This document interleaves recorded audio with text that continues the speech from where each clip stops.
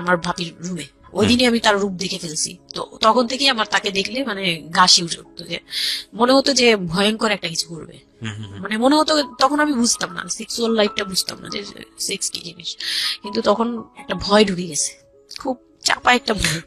এটা আজকের রাতের কোনো চিল্লাচিল্লি করা যাবে না। তো আমিও চুপ করে, আমার কাছে মনে হচ্ছিল কেউ আমাকে ছুরি দিয়ে আঘাত করতেছে, মানে মনে হচ্ছিল যে কেউ আমাকে ছুরি দিয়ে আঘাত করতেছে, আর আমি ব্লাড দিয়ে পুরো, মানে আমার শরীরে সব ব্লাড বের হয়ে যাচ্ছে। আমার এরকম মনে হচ্ছে যে আমার শরীর থেকে সব ব্লাড বের হয়ে যাচ্ছে। আমি মানে গরু কাটলে যেরকম ইয়ে করে না, আমি এরকম কাঁপতেছি, ওরকম কাঁপতেছি। কিন্তু সে তার কাজ করলো। আমি খুব অবাক হয়েছি যে আমি উঠে বসতে পারতেছিলাম না, সে আমাকে টান দিয়ে উঠে বসাইছে, বসায় বলতেছে ওয়াশরুমে যাও। আমি ওয়াশরুমে কিভাবে গেছি আমি জানি না। কিছু গল্প অবিশ্বাস্য হলেও সত্য। আমি আমার ছোটবেলা থেকে, মানে জন্ম থেকেই শুরু করতে চাচ্ছি। জি শিওর। আমি হচ্ছি, আমার বাবা যিনি ছিলেন উনিও পুরান ঢাকার, আমার মাও পুরান ঢাকার। তো আমি যদি আমার গল্পটা বলতে চাই তাহলে আমার একদম জন্মের আগে, মানে আমার বাবা আমার বিয়ে থেকে শুরু করতে চাচ্ছি। নিশ্চয়ই নিশ্চয়ই, নো প্রবলেম। তো আমার বাবা ছিলেন একজন ব্যবসায়ী পুরান ঢাকার, আর আমার মানে পাশাপাশি উনি হোমিওপ্যাথিক ডাক্তারও ছিলেন। ওকে। তো খুব ভালো একজন মানুষ ছিলেন। আর আমার আম্মু ছিলেন জমিদার, মানে জমিদার টাইপের, পুরান ঢাকায় লাইক জমিদার যেরকম থাকে আর কি, জমিদার বাড়ির মেয়ে ছিলেন। মানে পুরান এমন কি ছিল যে আগের পিতামহ বা প্রপিতামহ যেটাকে বলি জমিদার ছিল, এরকম এরকম, মানে আমার নানাই ছিলেন জমিদার। ওই এলাকার সব বিচার সালিশ করতেন, প্রভাবশালী ছিলেন, প্রভাবশালী খুব। তো ওই দিক থেকে আমার বাবা তো বিয়ের প্রস্তাব দেয়নি, মানে ফ্যামিলি থেকেই। আমার বাবার আবার একটা বিয়ে করেছিলেন আরো 8 বছর আগে আমার আম্মুকে বিয়ে করার, ওটা ছিল লাভ ম্যারেজ। তো আব্বু আর ওই বড় আম্মু একসাথে পড়াশোনা করতেন, ওই দিক থেকে দুইজন পরিচয় হয়ে বিয়ে হয়েছিল। কিন্তু 1.5 বছর পরে আমার ওই বড় আম্মু মারা যায়, অসুস্থ হয়ে মারা যান। তারপরে আমার আব্বু আর বিয়ে করবেন না এরকম বলেছিলেন, যে আর বিয়ে করবো না। তারপর প্রায় 8 বছর পরে আমার দাদু আর ফুপ্পিরা মিলে, মানে আমার আম্মুকে চুজ করে তারপর বউ করে নিয়ে আসেন। তো আমার আম্মু খুব অসুস্থ থাকতেন প্রায়, আমার আম্মু একটু ফিজিক্যালি একটু দুর্বল। তো ওইখান থেকে আমার আম্মুর বিয়ের প্রায় 2-3 বছর পরে আমার একটা বোন হয়। সেই বোনটা মারা যায় 6 মাসের মাথায়, বোনটা মারা যায়। বোনটা মারা যাওয়ার পরে আমার আরেকটা কথা আমি এখানে ভুলে গেছি, যে আমার যে ফার্স্ট মা ছিলেন, মানে বড় মা, আমার আব্বুর যে রিলেশন ছিল, ওইখানে একটা মেয়ে হয়েছিল। ওই মেয়েটার প্রায় 6 মাসের মাথায় মানে পেট খারাপ করে অসুস্থ হয়ে মারা যায়। তো তার পরপরই আমার বড় মাও মারা যায়। তো ওইখানে হচ্ছে আমার ওই বাচ্চাটা ছিল মেয়ে বাচ্চা।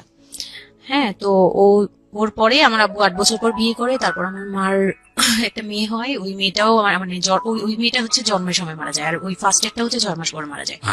তো এই মেয়েটা হচ্ছে জন্মের সময় মারা যায়। তারপর তার 5 বছর পর আমার ভাইয়া হয়, আমার ভাইয়া আসে। তারপর আমার আম্মুকে বলা হয়েছিল যে আপনার হয়তো অপারেশন করতে হবে, কারণ আপনি আর কনসেপ্ট করতে পারবেন না, খুব অসুস্থ ছিল আম্মু। 2টাই সিজার ছিল, তো ওই সময়টাতে আর কি সিজার বেশি করা যেত না, তাহলে রিস্ক, মানে লাইফে একটা রিস্ক থাকে।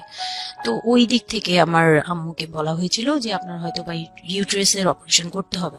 তো আমার আম্মু তখন বলেছিল যে না, আমার একটা মেয়ে দরকার, খুব অসুস্থ অবস্থায় বলেছিল আমার একটা মেয়ে দরকার, মানে আমার যদি একটা মেয়ে থাকতো খুব ভালো। হয়তো বা সৃষ্টিকর্তাই যাচ্ছিলেন যে একটা মেয়ে, মানে আমি যে আসবো এটা তো আর উনি জানতেন না, কিন্তু থাকে না যে অনেক সময় কিন্তু মিলে যায় এরকম। তো আমার আব্বু বলছিল যে মেয়ে হোক ছেলে হোক, আরেকটা হলে ভালো হয়। তো ওইভাবে ট্রিটমেন্ট নিয়ে আমার প্রায় 2 বছর পরে আমি আমার আম্মুর মানে পেটে আসি। তারপর আমার জন্ম হওয়ার পরে আমরা ভালোই ছিলাম, আব্বুর বিজনেস ভালো ছিল। কিসের বিজনেস ছিল? ওনার হচ্ছে ইলেকট্রিক পার্টসের বিজনেস ছিল। তো ওখান থেকে আব্বুর মানে ভালো বিজনেস করতেন। পুরান ঢাকায় ছিলাম আমরা 4 জন, একটা ফ্ল্যাট নিয়েছিলাম। আব্বু বিজনেস করতো, আমি স্কুলে ভর্তি হলাম, ভাইয়া স্কুলে ভর্তি হলো। তো খুব ভালোভাবেই কাটছিল দিনকাল। তো একটা পর্যায়ে যে আমার যখন 10-11 বছর, তখন হচ্ছে আমার আব্বুর বিজনেস একটু প্রবলেম হয়, একটু না ভালোই প্রবলেম হয়, মানে একজন খুব বড় ধরনের একটা লস সে ফেলে দেন। তো আমি এটা বলতে চাচ্ছি না। তো যাই হোক, খুব বড় একটা ট্র্যাজেডি, মানে আমার লাইফের সবচেয়ে বড় ধাক্কাটা আমি ওখানেই পাই, যে আমার আব্বু এরকম একটা পার্সন ছিল। আব্বু সবসময় বলতো যেটা, যে আমার এই মেয়েটা হচ্ছে আমি দেখতে নাকি সেই প্রথম যে আব্বুর বেবিটা ছিল না, মেয়েটা যেটা 6 মাসের মাথায় মারা গেল, আব্বু তাকে খুব ভালোবাসতো। আমি নাকি দেখতে সেম ওরকম হয়েছি, শুধু আমি কালো, ওই মেয়েটা ফর্সা ছিল। তো আমি যখন জন্ম হই তখন আব্বু নাকি আমার ফেস দেখেই কান্না করে দেয় যে এটা আমার বড় বড় মেয়েটা যে ছিল তার মতো হয়েছে।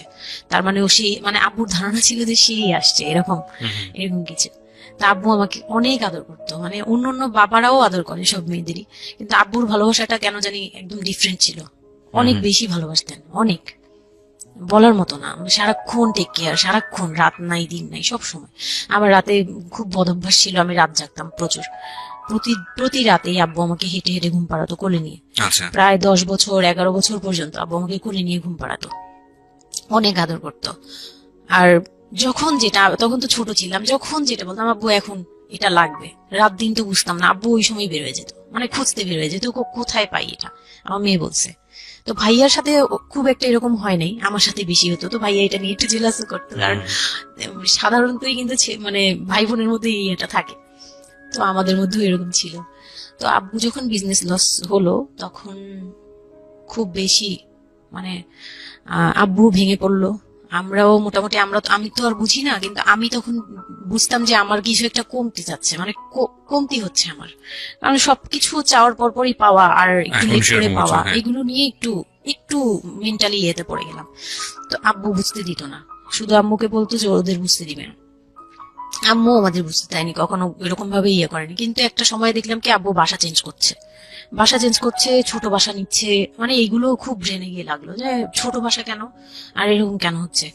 আব্বু আস্তে আস্তে ব্যবসা গোটাচ্ছে, নতুন কিছু করার চিন্তা করছে, মানে এগুলো নিয়ে আমিও খুব ডিপ্রেসড হয়ে গেলাম। তখন আমি ক্লাস 6-7 পড়ি, এরকম হবে 7 থেকে 8 উঠবো এরকম। তো আব্বু সবকিছু গুটিয়ে চলে যাচ্ছিল ওনার এলাকায়, মানে দয়াগঞ্জের ওই সাইডে, মানে আমার দাদির এলাকা যে সেটটা, ওই সাইডটাতে চলে যাচ্ছে। তো ওখানে চলে যাচ্ছে, বলছে আমি ওখানেই বিজনেস করবো, ওখানে একটু মানে রুম রেন্টও কম, আমি ওখানেই চলে যাব। আর আব্বুর যে ফ্ল্যাট একটা কিনেছিল, আব্বু এর মাঝখানে একটা ফ্ল্যাট কিনেছিল কিস্তিতে, তো ওইটাও সেল করে দেয়, সেল করে বিজনেসে ওইটাও ইনভেস্ট করে। এটা একটা বোকামি করে আমার আব্বু। যাই হোক, উনিও বুঝতে পারেনি।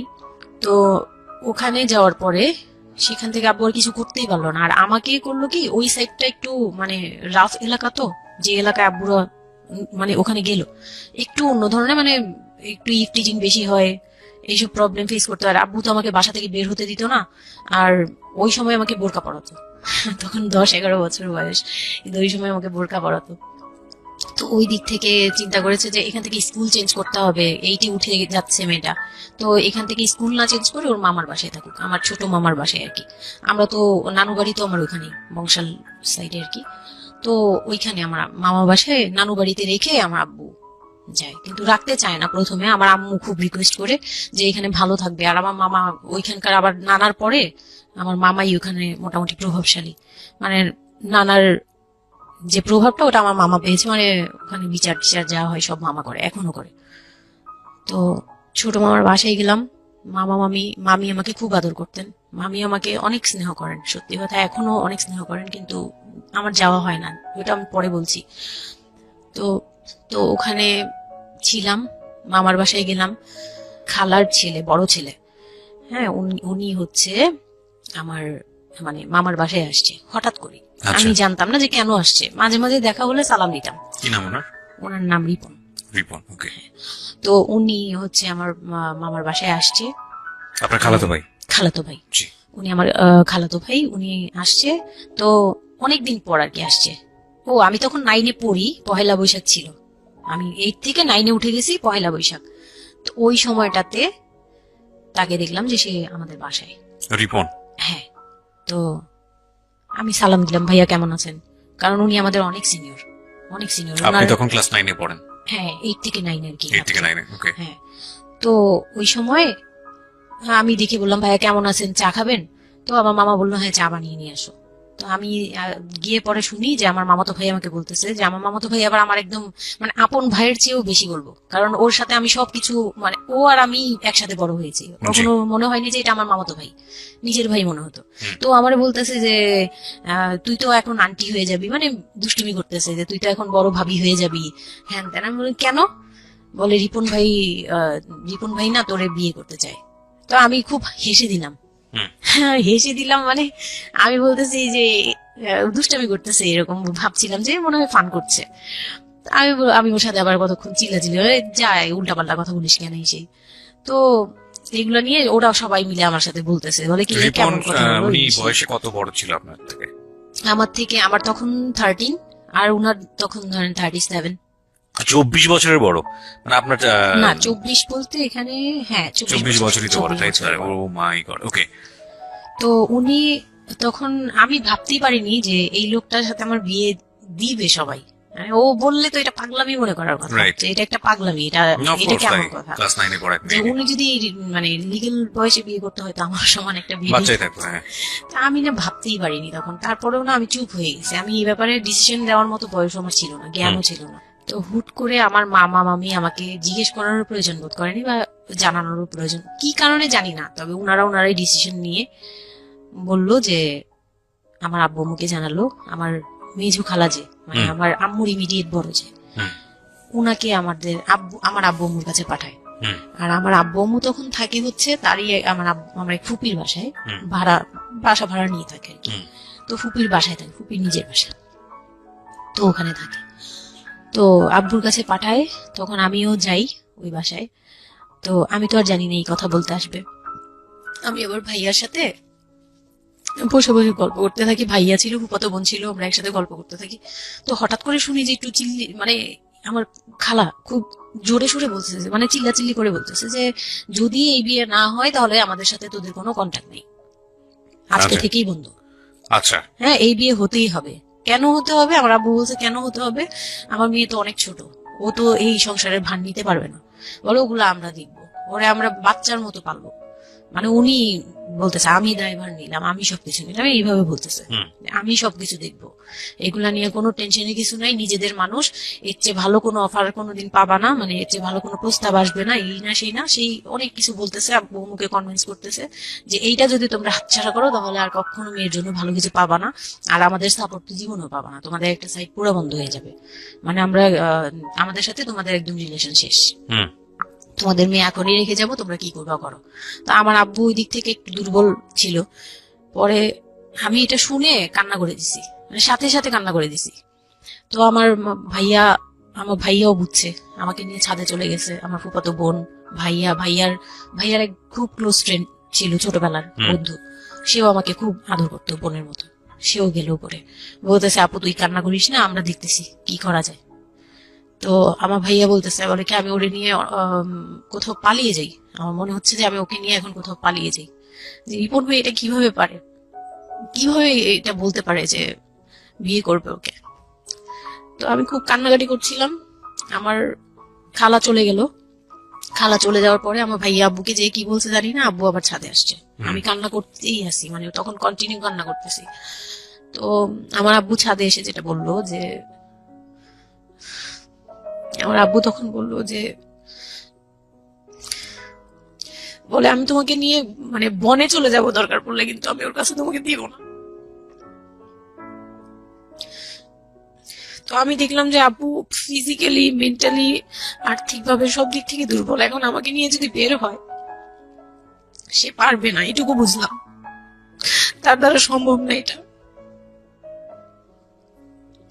পরে আমাকে বললো যে তুমি যদি রাজি থাকো তাহলে আমার কোনো আপত্তি নেই, আর যদি তুমি বলো যে না আব্বু আমি রাজি না, তুমি শুধু একবার বলো, তাহলে আমি তোমাকে নিয়ে বের হয়ে যাবো, আমরা বাবা মেয়ে কই থাকবো কেউ জানার দরকার নেই।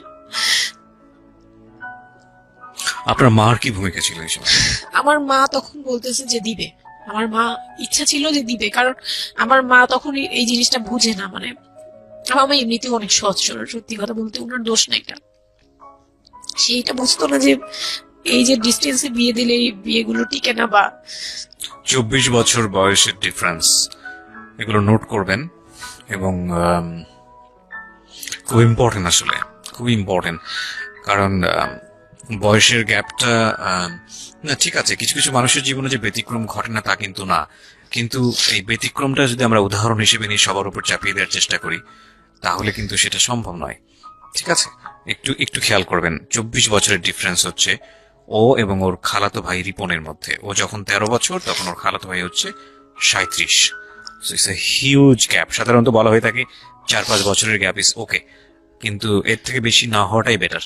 সেক্ষেত্রে 24 বছর, কোথায় 4-5 বছর আর কোথায় 24 বছর। হ্যাঁ, দেন হচ্ছে ওই বিয়েটা মানে আপনি কি বললেন? এখন তো আমি সিদ্ধান্ত তখন আসলে আপনার জায়গায় ছিল। সিদ্ধান্ত আমার জায়গায় বলতে, আমি তখন 13 বছর বয়স, তো মানে আমি তখন প্রেমও করিনি একটাও। হুম মানে একটা এজ থাকে কিন্তু সবকিছুরই। হুম মানে তখন দেখতাম যে আশপাশে মানে যারা কলেজে পড়ে, হুম আমার একটা টার্গেট ছিল যে আমিও একদিন কলেজে পড়বো, আমার অনেক ফ্রেন্ড সার্কেল থাকবে, অথবা আমার ভালো একটা রিলেশন থাকবে, হুম বা বিয়ে হবে, এরকম সবারই একটা ইয়ে থাকে। কিন্তু ওই বয়সটাতে আমার ওইটুকু যাওয়ারও মানে ওই চিন্তাতে আমি যাইনি তখনও, যে আমি একটা রিলেশন করব আর ওই জায়গায় বিয়ে। প্রিয় শ্রোতা, আমরা এখানেই একটা ছোট্ট বিরতি নেব। বিরতির তারপর তো আমি আমার আব্বুকে মনে প্রাণে বিশ্বাস করতাম, তো আব্বুর উপরে ছেড়ে দিলাম। আব্বুকে আর ভাইয়াকে বললাম যে, দুইজন সামনে ছিল, আমাকে বারবার জিজ্ঞেস করতেছে তুমি যদি ইয়েস বলো ইয়েস, তুমি যদি না বলো তাহলে আমি তোমাকে নিয়ে বেরিয়ে যাবো। আমার ভাইয়াও বলতেছে, বলে আমিও আপনার সাথে যাব। তো আমি দেখতেছি আব্বু এমনিতেই 1 থেকে 1.5 বছর বা 2 বছর ধরে এরকম সার্ভাইভ করতেছে, মানে নিজে যুদ্ধ করে পারতেছে না, কাজকর্ম সবকিছু বন্ধ হয়ে গেছে, মানে বিজনেস টিজনেস সব গুটিয়ে ফেলছে। তারপর উনি যে এখন নিজে চলবে ওইটাই চলতে পারতেছে না, মানে খুব কষ্ট হচ্ছে। আমাকে আমার মতো মানে আমাকে যেখানে উনি একটা রাত 24 ঘন্টা একবার হলো আমাকে দেখতে হতো, ওই জায়গায় আমার মামার বাসায় ফেলে রাখছে, প্রতিদিন হেঁটে যেত, দেখে আসতো, একবার হলেও দেখে আসতো, মানে এরকম কষ্টগুলো করছে। ওই দিক থেকে চিন্তা করে দেখলাম যে না, আমার আসলে ওনাকে প্রেশার দেওয়া উচিত না, ওনার উপর ছেড়ে দিই। তখন আর কি এটাই মাথায় কাজ করছে যে আব্বু আপনি যেটা বলবেন সেটাই। পরে তার 1 সপ্তাহের মধ্যে 14 এপ্রিল পয়লা বৈশাখ আর 23 তারিখে আমার এঙ্গেজমেন্ট হয়। এঙ্গেজমেন্ট হয়ে যায়। হ্যাঁ, ওই উনি একদম খুব তাড়াহুড়া করে যে এঙ্গেজমেন্ট হতে হবে, বিয়ে হতে হবে খুব শীঘ্রই, তো ওইভাবে এঙ্গেজমেন্ট হয়। মানে এঙ্গেজমেন্টের পরেও আমি একদম স্টপ, আমি আমার মাথায় কিছুই, তখন আমি পুরোপুরি ব্ল্যাঙ্ক, মানে আমি যে নিজের থেকে কিছু বলবো কিছু করব আমার ভিতরে ওইগুলো আর কাজ করছিল না। স্কুলে যাইতাম, অনেক সময় যাই না, এরকম আর কি, যে যেতে ইচ্ছে করলে যাই, না ইচ্ছে করলে যাই না, ওকে। এরকম হয়ে গেলাম। এঙ্গেজমেন্টের 3 মাস পরে বিয়ে হওয়ার কথা ছিল, কিন্তু ঘুরতে ঘুরতে 4 থেকে 5 মাস ইয়ে হলো। তো 2004-এ 4 থেকে 5 মাসের মধ্যে সে আমার সাথে অনেকবার দেখা করতে চাইছে, কেউ দেখা করতে দেয়নি, কারণ আমার ফ্যামিলি খুব রেস্ট্রিক্টেড ছিল এইসব ব্যাপারে, কেউ দেখা করতে দেয়নি। আর আমিও ভয় পেতাম, তো আমি খুবই ভয় পেতাম, উনাকে অনেক ভয় পেতাম, সোজা কথা আমি উনাকে খুব ভয় পেতাম। তো এর মাঝখানে এক ভাবি, আমার নানু বাড়িতে ছিলাম, তো মানে মামার বাড়ি, আমার মামার নিজের বিল্ডিং হচ্ছে একটা, আর নানু বাড়ি পুরোনোটা, যেটা পুরোনো বাড়ি, ওখানে তো আমার সব জয়েন্ট ফ্যামিলি, মানে আমার অন্য মামারা এবং মামাতো ভাইয়ের বউরা সবাই একসাথে থাকে। তো আমার এক মামাতো ভাইয়ের বউ তাকে খুব রিকোয়েস্ট করছে যে ভাবি আপনি ওকে একটু ডেকে দেন, কথা বলবো। তো আমার মামাতো ভাইয়ের বউ মনে করছে যে সে তো তাদের তো বিয়ে হচ্ছে, তো সমস্যা কি, ডেকে দিই। তো আমাকে আর বলে নেই। প্রথম একবার আমাকে বলছিল যে দেখা করে দিবে, তখন আমি বলছি না আমি যাবো না, আমি দেখা করবো না, আমার খুব ভয় লাগতো। তখন আমার বিয়ের মনে হয় 1.5-2 মাস আগের কথা এটা। তো আমার মামাতো ভাইয়ের বউ আমাকে ডাকছে যে কিছু একটা বলে, মানে জামা বানানো বা সামহাও এরকম কিছু একটা, অনেক বছর আগে তো ভুলেও গেছি যে কি কি একটা কারণে আমাকে ডাকছে সে। তো আমি গেলাম, একদম মনের অজান্তেই গেলাম। গিয়ে পরে রুমে গেছি, পরে দেখি হইলো মানে রিপন বসে আছে। তো বসে আছে দেখে না আমার একদম খুব একটা আঘাত লাগলো যে এই ভাবি আমাকে এইভাবে নিয়ে আসলো। আর ভাবি তো মজা করে, মানে ওনারও দোষ না, উনি ভাবতেছে যে নতুন বিয়ে হবে, ওদেরকে একসাথে করিয়ে এসেই। তো উনি বললো কি আচ্ছা তোরা বস, আমি চা নিয়ে আসি, এরকম বলে উঠে গেল না, আমার আরো ভয় লেগে গেছে। আর তখন আমি গিয়ে দেখতে পারলাম যে ওই লোকটার আচরণ খুবই খারাপ। মানে আমার কাছে তখন মনে হয়েছে যে কেন মনে হলো এটা? কেন মনে হলো, হুট করে ভাবি যখন গেল, সে সাথে সাথে আমার পাশে এসে বসছে এবং আমাকে মানে খুব মানে নোংরা ভাবে টাচ করতেছে। তখন আমার বয়স খুব ছোট, তো স্বাভাবিক না এটা আমার কাছে ভালো না লাগার কথাই, কারণ মানে কথা হয় আমি না। তাকে বড় ভাই জানি। এক্স্যাক্টলি, মানে কয়দিন আগেও তো সালাম কালাম দিয়ে দূরে থেকে কথাবার্তা হ্যাঁ, বড় বললাম। ভাইয়া বলতাম, সবাই মানে তাকে বড় ভাইয়া ডাকে, আমিও বড় ভাইয়া ডাকতাম ওই ইয়ে থেকে। আর সেই লোকটা এসে আমাকে মানে খুব অপ্রীতিকর ভাবে জড়িয়ে ধরতেছে, তারপর জড়াজড়ি করতেছে, মানে খুব ঘেন্না লেগে গেল। আমি খুব জোরাজোরি করে আমি বললাম আমি এখন চিল্লাচিল্লি করবো, মানে তখন আমার খুব খারাপ লাগতেছিল, তখন বললাম আমি চিল্লাচিল্লি করবো বলে আমি একটু জোরে বলছি। পরে উনি আমাকে ছেড়ে দিছে, আমি এমন দৌড় দিছি একবারে সরাসরি মানে মামার বাসায় চলে গেছে, আর আসিনি। আর ওখানে গিয়ে অনেক কান্নাকাটি করছে যে এখন তো নাও করা যাবে না, আর এই লোকটা এরকম কেন, এই লোকটা তো তাহলে বিয়ের পরে মানে আমার একটা ভয় ঢুকিয়ে গেছে যে এই লোকটা তো তাহলে আমাকে না জানি কি করবে, এরকম একটা ভয় ঢুকিয়ে গেছে। তখন তো ছোট ছিলাম, জি, আর আমাদের ওই সময়টাতে তো এত মিডিয়া ছিল না যে আমরা এত কিছু বুঝবো যে এক্স্যাক্টলি মানে এক্স্যাক্টলি। এই আর কি। তো ওখানে তারপর 1.5 থেকে 2 মাস পরে বিয়ে হলো। এর মাঝখানে অনেকবার ফোন টোন করতো, এই করতো, আমি রেসপন্স করতাম না। তো বিয়ে যেদিন হলো, বিয়ের বিয়ের রাতের কথাটা কি বলবো। নিশ্চয়ই আপনার যদি মনে হয় যে বিষয়টা সামাজিকতার জায়গাটা থেকে খুব সেন্সিটিভ, একটা মেয়ের মানসিকতার জায়গাটা থেকে, যেটা কোনো আসলে রকম এটা আমার বলার মতো শক্তিও নাই, সত্যি কথা বলতে। আমি এই এটাই আমার লাইফের সবচেয়ে বড় বড় ট্র্যাজেডি, বিয়ের রাত। হয়তো আপনি খেয়াল করছেন কিনা জানি না, কিন্তু আপনি মাঝখানে বললেন যে আমি অ্যাফেয়ার করবো কিভাবে, আমার মন তো তখনই ভেঙে দিছে। আমার ভিতরে একটা ভয় কাজ করে।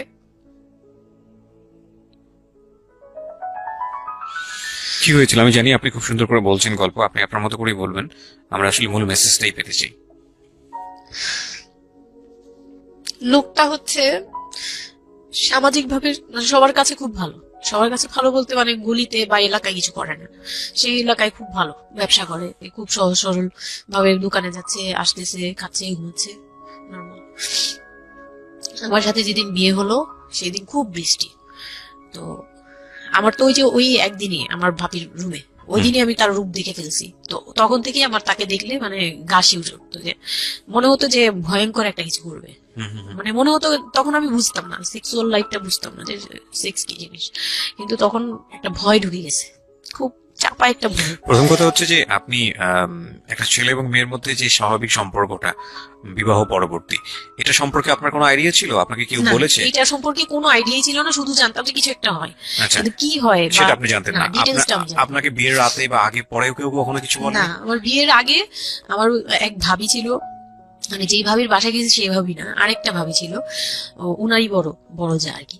তো ওই ভাবি আমাকে জাস্ট কানে কানে বলছে যে আজকে কিন্তু যাই হোক একদম চুপ থাকবি, আমাকে এইভাবে বলছে, শুধু এটা বলেছে? শুধু এটা বলছে, আজকে যাই তো হোক আরো চুপ ভয়ানক থাকবি। কথা বলেছে, মানে এটা তা আমি শুনলে তো আরো বললাম ভয় যাই লাগে। হোক কি হবে, বলে কিছু বুঝো না তুমি, হ্যাঁ কিছু এতই ছোট কিছু বুঝো না, এইগুলি বলতেছে। মানে আপনার মনে আরো বেশি ভয় ঢুকে গিয়েছে? কোন ধরনের চিল্লাচিল্লি করবি না, চুপচাপ থাকবি, মানে জাস্ট হাসি মুখে এরকম করে বলছে। কিন্তু আমার কাছে একটু ভয় ভয় লাগছে তখনই, যে এই লোকটা তো ওই সময় যদি এরকম মানে খপ করে জড়া ধরতে পারে, এই লোক কি করতে পারে, কি হতে পারে, মানে এই টাইপের একটা ভয় কাজ করছে তখন। তখন এই জিনিসগুলো বুঝতাম না, মানে ফিজিক্যাল রিলেশন বা এগুলি এই সম্পর্কে কিছুই জানতাম না। আমরা জানতাম যে কিছু একটা হয়, হাজবেন্ড ওয়াইফে কিছু হয়, কিন্তু কি হয় এটা জানতাম না, এরকম ছিলাম। তো নর্মালি যখন বিয়েটা হলো, কমপ্লিট হলো, সে তো মানে কতক্ষণ রুমে যাবে এরকম একটু পজ দিচ্ছি আমি এখানে, কারণ আমি জানি যে ম্যাক্সিমাম, আমি গেস করছি এখানে, কারণ এখানে যারা শুনবে বা এই মুহূর্তে যারা শুনছে তাদের ইন্টেনশনটাকে আমি একটু ক্লিয়ার করতে চাই। সেটা হচ্ছে, আমরা এটা বলি যে this is an entertaining show, but এই জীবন গল্প বলেন বা আমার লাস্ট 7-8 ইয়ার্স এর ক্যারিয়ারে আমি রেডিওতে যে ধরনের প্রোগ্রাম করেছি, সোশ্যাল অ্যাওয়ারনেসের জায়গাটা থেকে এটা কি ধরনের ভূমিকা রেখেছি সেটা আপনারা আপনাদের জায়গা থেকেই ভালো মূল্যায়ন করতে পারবেন। বাট আমি একটু করজোরে আপনাদের কাছে একটা মিনতি করতে চাই, এই ঘটনাটাকে সিনেমা হিসেবে না দেখে, সিনেমার পর্দায় কিছু একটা ঘটতে যাচ্ছে এরকম একটা কিছু হিসেবে না দেখে, রেডিও হিসেবে না দেখে, একটু নিজের জায়গা থেকে চিন্তা করে দেখবেন, বা যদি বিষয়টা এরকম হয় একটা মানবিক জায়গা থেকে একটু চিন্তা করে দেখবেন। 24 বছরের গ্যাপ হাজবেন্ড আর ওয়াইফের মধ্যে, 24 ইয়ার্স, 13 বছরের একটা মেয়ে, যে মেয়েটার জীবনে প্রেম বলতে কোনো কিছু আসেনি, শারীরিক সম্পর্ক কি সে বোঝেই না, এবং দ্বিতীয়ত যে বিষয়টা ইম্পর্টেন্ট, বয়ঃসন্ধিকালের একেবারে ইনিশিয়াল স্টেজে সে আছে, সে জানি না আসলে বিষয়গুলো কি।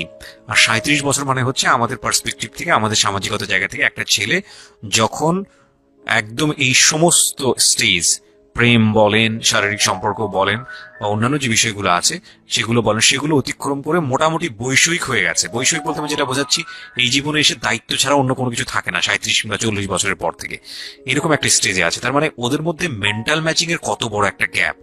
সেই জায়গাটা থেকে ছেলেটা যদি মেয়েটাকে বুঝতে না চেষ্টা করে, বিশেষ করে ছেলের দায়িত্ব, কারণ যেহেতু সে সিনিয়র, যদি বুঝতে না চেষ্টা করে, তাহলে এটা কতটা অমানবিক এবং কতটা পাশবিক, কতটা ভয়ঙ্কর হতে পারে মেয়েটার জায়গাটা থেকে, এটা একটু চিন্তা করবেন। সো বিশেষ করে যারা বাসরাত বিষয়টাকে মাথায় রাখছেন তাদেরকে আমি বলবো প্লিজ থিঙ্ক লাইক দিস। এখানে একটু মানবিক হওয়া প্রয়োজন। এখানে যদি আমরা শুধু এন্টারটেনমেন্ট হিসেবে বিষয়টাকে নিই, তাহলে আমি আসলে যে কারণে এই বিষয়টা আনতে চাচ্ছি সেই মেসেজটা ক্লিয়ার হবে না। Okay, so please feel the story actually. তারপর বিয়ের দিন যেটা আর কি, রাতের বেলা সবাই আমাকে নিয়ে আসলো বাড়িতে, মানে ওনাদের বাসায়। তো ওই বাসায় হচ্ছে একটা রুম, মানে প্রথম হচ্ছে বাসায় ঢুকেই কোনো বারান্দা টারান্দা কিছু নেই, শুধু রুম আর সিঁড়ি। আচ্ছা, সিঁড়ি ঘর, মানে পুরান ঢাকার বাসাগুলো একটু বেশি ইয়ে হয়তো, খুব ছোট ছোট হয়তো, ঘিঞ্জি টাইপের হয়। হ্যাঁ, আমি একদম। একসময় জিএসএসসি কাজ করতাম, আমার ফার্স্ট জব ছিল ওটা। আমি সার্ভে করেছিলাম পুরান ঢাকায়, আচ্ছা। সেটাই আমার প্রথম পুরান ঢাকায় যাওয়া, এবং আমার কাছে মনে হয়েছিল যে আমি কোথায় এসেছি। অনেক ঘিঞ্জি ভাইয়া, না, এখনো এটা কারণ এখন হচ্ছে নাই কি, পুরান ঢাকা হয়তো। নিয়ে অনেকেই অনেক কিছু বলেন, কারণ ঢাকাইয়া যারা, তাদের কাছে পুরান ঢাকাটা একটা নস্টালজিক জায়গা। হ্যাঁ। আমি তো আর ঢাকায় বড় হইনি, না। সো আমার কাছে ঢাকা, আমি যখন ঢাকায় প্রথম পাড়া দিয়ে যখন পাবলিক বাসে উঠেছিলাম, তখন আমার কাছে মনে হচ্ছে আল্লাহ আমি কোথায় আসলাম, এই জায়গায় আমি কেন আসলাম। তো নর্মালি হচ্ছে ঢাকা এরকম। তারপরে যখন পুরান ঢাকায় গেলাম, পুরান ঢাকার সাথে আমার ওই ধরনের অ্যাটাচমেন্ট কখনোই ছিল এটা না। অনেক বেশি, অনেক ঘিঞ্জি। আমার মনে আছে চকবাজারের যেই চকবাজার নামে একটা যে জায়গা আছে, ওখানে হ্যাঁ, চুরি চকবাজার। প্রতিভা কি যেন একটা আছে না, যে মেয়েদের কসমেটিক্স বিক্রি করে, হ্যাঁ। ম্যাক্সিমাম হচ্ছে নকল, আমি জানি না এখন কি রকম আছে। তো আসল আমি নকল, জীবনে হ্যাঁ, কোনোদিন সবই দেখি আছে। নাই যে একটা মানুষ আরেকটা মানুষকে গলি দিয়ে ক্রস করতে পারে। এবং ইন্টারেস্টিং বিষয় হচ্ছে এখানে তো মেয়েরা ঢোকেই না, এবং ওর ঢোকার পরে ওপরে ছাদ, মানে এমন ভাবে বিল্ডিংটা, অনেকগুলো বিল্ডিং মিলে ওই এলাকাটা, হ্যাঁ, ওখানে ধাক্কা আকাশ দেখা লাগবে, যায় না। মানে এরকম একটা অবস্থা যে একজন আরেকজনকে ক্রস করতে খুব ভয়ানক, মানে রীতিমতো ভয়ানক ভয়ানক অবস্থা। আর আমি সার্ভে করেছিলাম, যেহেতু আমি বিল্ডিং গুলো সার্ভে করতাম, মানে অনেক, আমি একটা ইউনিভার্সিটিতে অনার্স দিয়ে, না অনার্সের থার্ড ইয়ার বা সেকেন্ড ইয়ারে থাকা অবস্থার ঘটনা এটা। আমি সার্ভে করেছিলাম বিল্ডিং গুলো, তো সেই সময় ওই সময়টাতে আমার একটু জানা হয়েছে আর কি। তো আসলে ভয়ানক রকমের কিনছি। হ্যাঁ, তো বলুন যেটা বলছিলেন। তো যেটা বলছিলাম যে ওই রাতে ওই একটা রুম, এরকম রুমের উপরে রুম, তার উপরে রুম, মানে সিঁড়ি রুম এরকম। আর প্রথম যে রুমটা, মানে নিচতলায় যে রুমটা ছিল, সেই নিচতলা রুমের সিঁড়ির নিচে ছিল চুলা আর বাথরুম, ও। সিঁড়ি কর্নারে। ওকে, মানে এটা হচ্ছে তোর নিজের বাড়ি, ওকে, এইটুকুই ছিল এই মানে রুমটা। তিনটা রুম, মানে হচ্ছে হলো এক ধরনের বিল্ডিং, একটা বিল্ডিং, একতলা দুতলা তিনতলা এরকম বিল্ডিং, বা তিনতলা তিনটা রুম, বিল্ডিং, হ্যাঁ তিনতলা বিল্ডিং, কিন্তু তিনটা room। সিঁড়ি আর রুম, মানে নিচের কত যে- অল্প জায়গার মধ্যে এই জিনিসটা ম্যানেজ করেছে। হ্যাঁ, আমি পরে শুনেছি যে এটা আধা কাঠারও নিচে। আধা কাঠার নিচে, ওইটা আধা কাঠারও এক শতক বা হাফ শতক জমি যেটাকে বলে। হ্যাঁ হ্যাঁ, শুধু একটা রুম আর সিঁড়ি, এইটুকু। তো ওইটুকুর মধ্যেই মানে বাড়িটা। হুম। তো ওই বাড়িতে আমার খালার বাড়ি ছিল, আমি তো প্রায়ই যেতাম, বেড়াতে যেতাম ছোটবেলায়। হুম। তো আমাকে নিয়ে গেল, আর তিনতলার রুমে, হুম। সবচেয়ে পরের রুম যেটা, ওটাতে আবার আমার মানে মেজু দেবর সম্পর্কে ছিল। হুম। সে আমাদের মানে আমার বিয়ের 12 বছর আগে বিয়ে করে ফেলছে। সে Okay. লাভ ম্যারেজ করছে, মানে উপযুক্ত বয়সে বিয়ে করছে। আর আমার হাজবেন্ড আবার ছিল যে উনি আবার খুব লেটে বিয়ে করছে, Okay. মানে না, সেটা আমরা বুঝতেই ফ্যামিলির পারছি, দায়িত্ব, 37, হ্যাঁ। হ্যাঁ ফ্যামিলির দায়িত্ব পালন করে সবকিছু শেষ করে তারপর বিয়ে করছে। 37 আসলে খুব লেট না, কিন্তু 37 এর জায়গা থেকে 13 বিয়ে করাটা খুব অবিবেচ্য হ্যাঁ, আমার জন্য তো সে অনেক বড়। রাইট। যাই হোক, তারপর ওই দেবরের যখন বিয়ের 12 বছর হয়ে গেছে, তখন উনি বিয়ে করছে। হুম। আর তো ওই ভাইয়া, মেজো ভাইয়া যে ছিলেন, তো মেজো ভাইয়ার রুমটা ছিল তিনতলায়, আমি জি। ওখানেই আমার বাসর ঘরটা করা হয়েছিল আর কি। হুম। তো ফুল টুল তেমন ভালো আনা হয়নি, সে খুব রাগারাগি করছে। ছোট ভাইদের যারা ছিল এলাকার, ছোট ভাইটাই ওদের সাথে খুব রাগারাগি করছে, আমার হাজবেন্ড যে ছিলেন। হুম। তো এটা কোনো ঘর সাজানো হলো এই সেই বলে চলে, বলতেছে এখন তোমরা বের হও, অনেক হয়েছে, এখন তোমরা যাও, মানে খুব রাগারাগি করতেছে। তো আমি রাগ দেখে আরো ভয় পেয়ে গেছি প্রথম রাত। তারপর আবার আমি মানে এই অবস্থায় আসছি, বউ হয়ে আসছি, আমার শরীরে ভারী গহনা, শাড়ি টাড়ি, মানে আমি এগুলোর ওজন নিতে পারছি না। 4-5 ঘন্টা হয়ে গেছে আমাকে এগুলো পরায় রাখা হয়েছে, ভারী মেকআপ দেওয়া হয়েছে, আমি এগুলো কখনো ইউজ করিনি ফার্স্ট লাইফে। মানে আমি দেবীর মতো সেজে বসে আছি, এরকম একটা ইয়ে। তো খুব ভয়েও কাজ করছে, নার্ভাসনেস। তারপর এখন কি হবে, সবাই Right. বের হয়ে গেলে কি হবে, এটা একটা টেনশন। আর শুধু মানে কেমন কেমন জানি একটা feel। যেটা সাধারণত নর্মালি হওয়া উচিত একটা ছেলে এবং একটা মেয়ের জায়গাটা থেকে, এটা হচ্ছে জীবনের সবচেয়ে সুন্দরতম মুহূর্তের একটা, রাইট? আমরা সেটাই হ্যাঁ। চিন্তা করি না? একটা মেয়ের জীবনে স্বপ্ন থাকে তার একটা বাসর রাত কিংবা ফুলসজ্জার রাত, আমরা যেটাই বলি সেটা নিয়ে। একটা ছেলের জীবনেও নিশ্চয়ই থাকে, এবং সেটা চমৎকার হয়ে সারা জীবন স্মৃতি হয়ে থাকুক, এরকম কিছু একটা থাকে। হ্যাঁ, কিন্তু- এবং সেখানে বিষয়টা যদি এরকম হয় যে একটা মেয়ের জীবনে আতঙ্কের রাত, এবং ভয়ানক রকম আমার আতঙ্কের লাইফে রাত, সবচেয়ে বড় আতঙ্কের রাত ছিল ওটা। এবং মানে তাহলে এখনো আপনি ভয় চিন্তা করে লাগে। দেখতে পারেন, সে- এবং সেটাকে যারা আজকে এই রেডিও যারা শুনে, যারা এটাকে এন্টারটেনমেন্ট হিসেবে নিচ্ছেন, তাদের জায়গা থেকে আমি বলতে পারি যে এখানে নিজেরও কিন্তু একটা পরিচয়ের বিষয় আছে। হ্যাঁ, মানে নিজের পরিচয়টা নিজের কাছে কি দিচ্ছেন একটু চিন্তা করে দেখেন। ঘটনার ভেতরে ঢোকার চেষ্টা করুন, এই মেয়েটার মানবিক অনুভূতিটাকে জানার চেষ্টা করুন, অন্য কিছু নয় প্লিজ। কজ আমরা আমাদের সামাজিকতার জায়গাটা থেকে মেয়েদের এই বিষয়গুলোকে উইথড্র করে বা না ভেবে তাদেরকে কখনো কখনো সারা জীবনটা ধ্বংসের দিকে ঠেলে দিই। হয়তো মেয়েটার ক্ষেত্রে এরকমই কিছু হয়েছে, আমরা একটু সামনের দিকে আগাবো। জি, তারপর? তারপর উনি আমাকে আমি তখন শাড়ি টাড়ি পরা, গহনা পরা, তো খুব নর্মালি সবাই চলে গেল পরে খুব নর্মালি আমাকে বলতেছে যে ড্রেসটা চেঞ্জ করো, শাড়িটা চেঞ্জ করো, গহনা টহনা চেঞ্জ করো। তো আমি আমি আমার লাগেজ থেকে একটা 3 পিস নিলাম, ওই 3 পিসটা নিয়ে ওয়াশরুমে চলে গেলাম। ওয়াশরুম বলতে ওই যে উপরের রুমেই একটা ওয়াশরুম আছে, আর নিচের রুমে মানে উপরের রুমে তো আর সিঁড়ি ঘর নাই, সিঁড়ি ঘরটাতেই একটা ওয়াশরুম ছিল, ছোট্ট একটা টয়লেট ছিল। ওইটাতে গিয়ে আমি চেঞ্জ করলাম খুব কষ্টে, চেঞ্জ করে তারপর মুখের মেকআপ টেকআপ এগুলো ওয়াশ করে আসলাম। তারপর আসার পরে উনি বলতেছে উজু করে আসো। হ্যাঁ, তো আমি উজু করলাম, উনি উজু করছে করে মানে প্রথম রাতে নাকি নামাজ পড়তে হয় সবাই বলে দিছে, তো ওই নামাজ পড়লো আমাকে নিয়ে। নামাজ পড়ার পরে পরে বেরিয়ে গেলাম, মানে আমি বিছানায় যে বসলাম, খুব ভয়ে ভয়ে আছি যে কি কি বলবে কি করবে জানি না। তো উনি আমার পাশে এসে বসে আমাকে ফার্স্ট কথা যেটা বললো, মানে এইটাই ফার্স্ট কথা ছিল যে আমি তো ওই ফ্যামিলির বড় ছেলে, আর তুমি তো আমাদের ফ্যামিলির সবাইকে চিনো জানো, তোমার তো আর চেনা জানার দরকার নেই। আর আমার তখন ওনার মা মারা গেছে 3-4 বছর, মানে 3 বছর হবে এরকম, 3 থেকে 4 বছর এরকম হবে। মানে আমার মা মারা যাওয়ার পরে আমি এখন সংসার দেখি, আমার হয়ে আমার মার জায়গাতে এখন তুমি। এটা শোনার পর আমার কাছে মনে হলো আস্ত একটা বাড়ি আমার মাথার উপর পড়লো। এটা আমি যেখানে নিজের এটা একটা বিষয়, ওই কথাটা কিন্তু খুব সুন্দর বলেছে।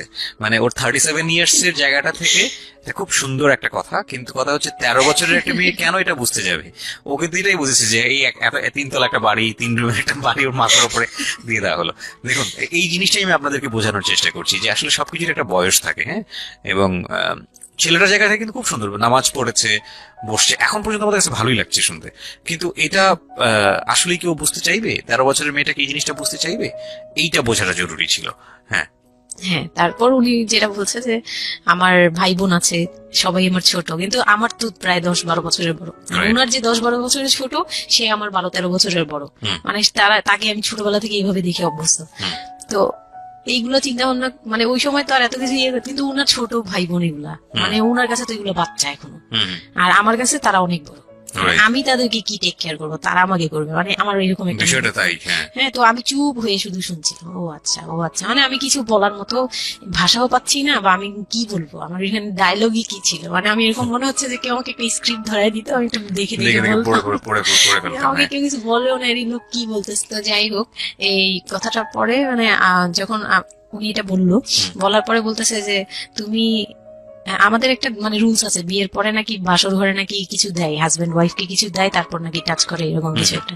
তো আমাকে বলতেছে যে তোমার কি আমার উপর কোনো দাবি আছে, মানে এইগুলো আমি জানতাম না, এগুলো আমি অনেক পরে গিয়ে শুনছি। এগুলো অনেক পরে গিয়ে জানছি যে এই সময় নাকি কিছু চাইতে হয়, মানে এই সময় যা চাইবে তাই দিতে হবে, এরকম কিছু একটা। তো এটাও আমাকে কেউ বলে দেয়নি। আমি এই সময় একটা লসে পড়ে গেলাম না, এরকম মনে হচ্ছে এখন আর কি। তখন আমাকে এটা কেউ বলে নাই। আমি এগুলো বুঝতাম না দেখে, আর আমাকে একটা কথা বলা হয়েছিল, আমার মাথায় একটা জিনিস কাজ করছিল যে ভাবি বলছে যে এইখানে যা হবে এগুলো সবই ঠিক।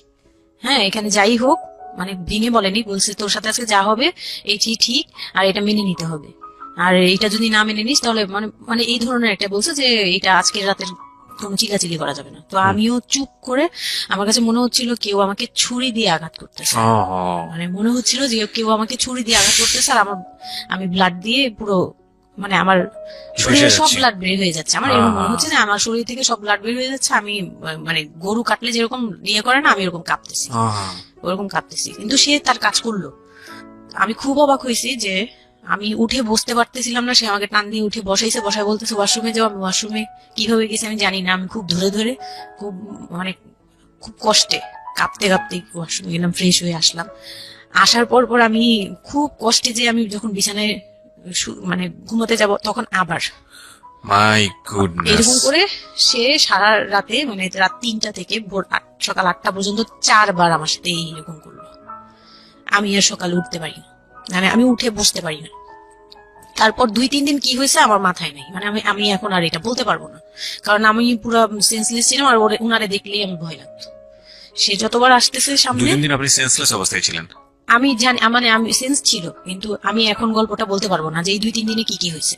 আচ্ছা আচ্ছা। এই 2-3 দিন আমার বৌভাত হয়েছে, আমাকে পার্লারে নিয়ে যাওয়া হয়েছে, কিন্তু আমি নিস্তব্ধ। আর তখন আমার মানে শারীরিক কন্ডিশন খুব খারাপ, কিন্তু সবাই বুঝতেছিল, কিন্তু কেউ বুঝতে দিচ্ছিল না আমাকে। মানে এভরিবডি অ্যাভয়েড দিস, মানে সবাই সবাই জিনিসটাকে এটাকে অ্যাভয়েড করে। অ্যাভয়েড করছে, তারা পার্টিটাকে এনজয় এটা শুধু করছে। আপনার ফ্যামিলির সমস্যা না, এটা আমাদের পুরো সমাজেরই সমস্যা।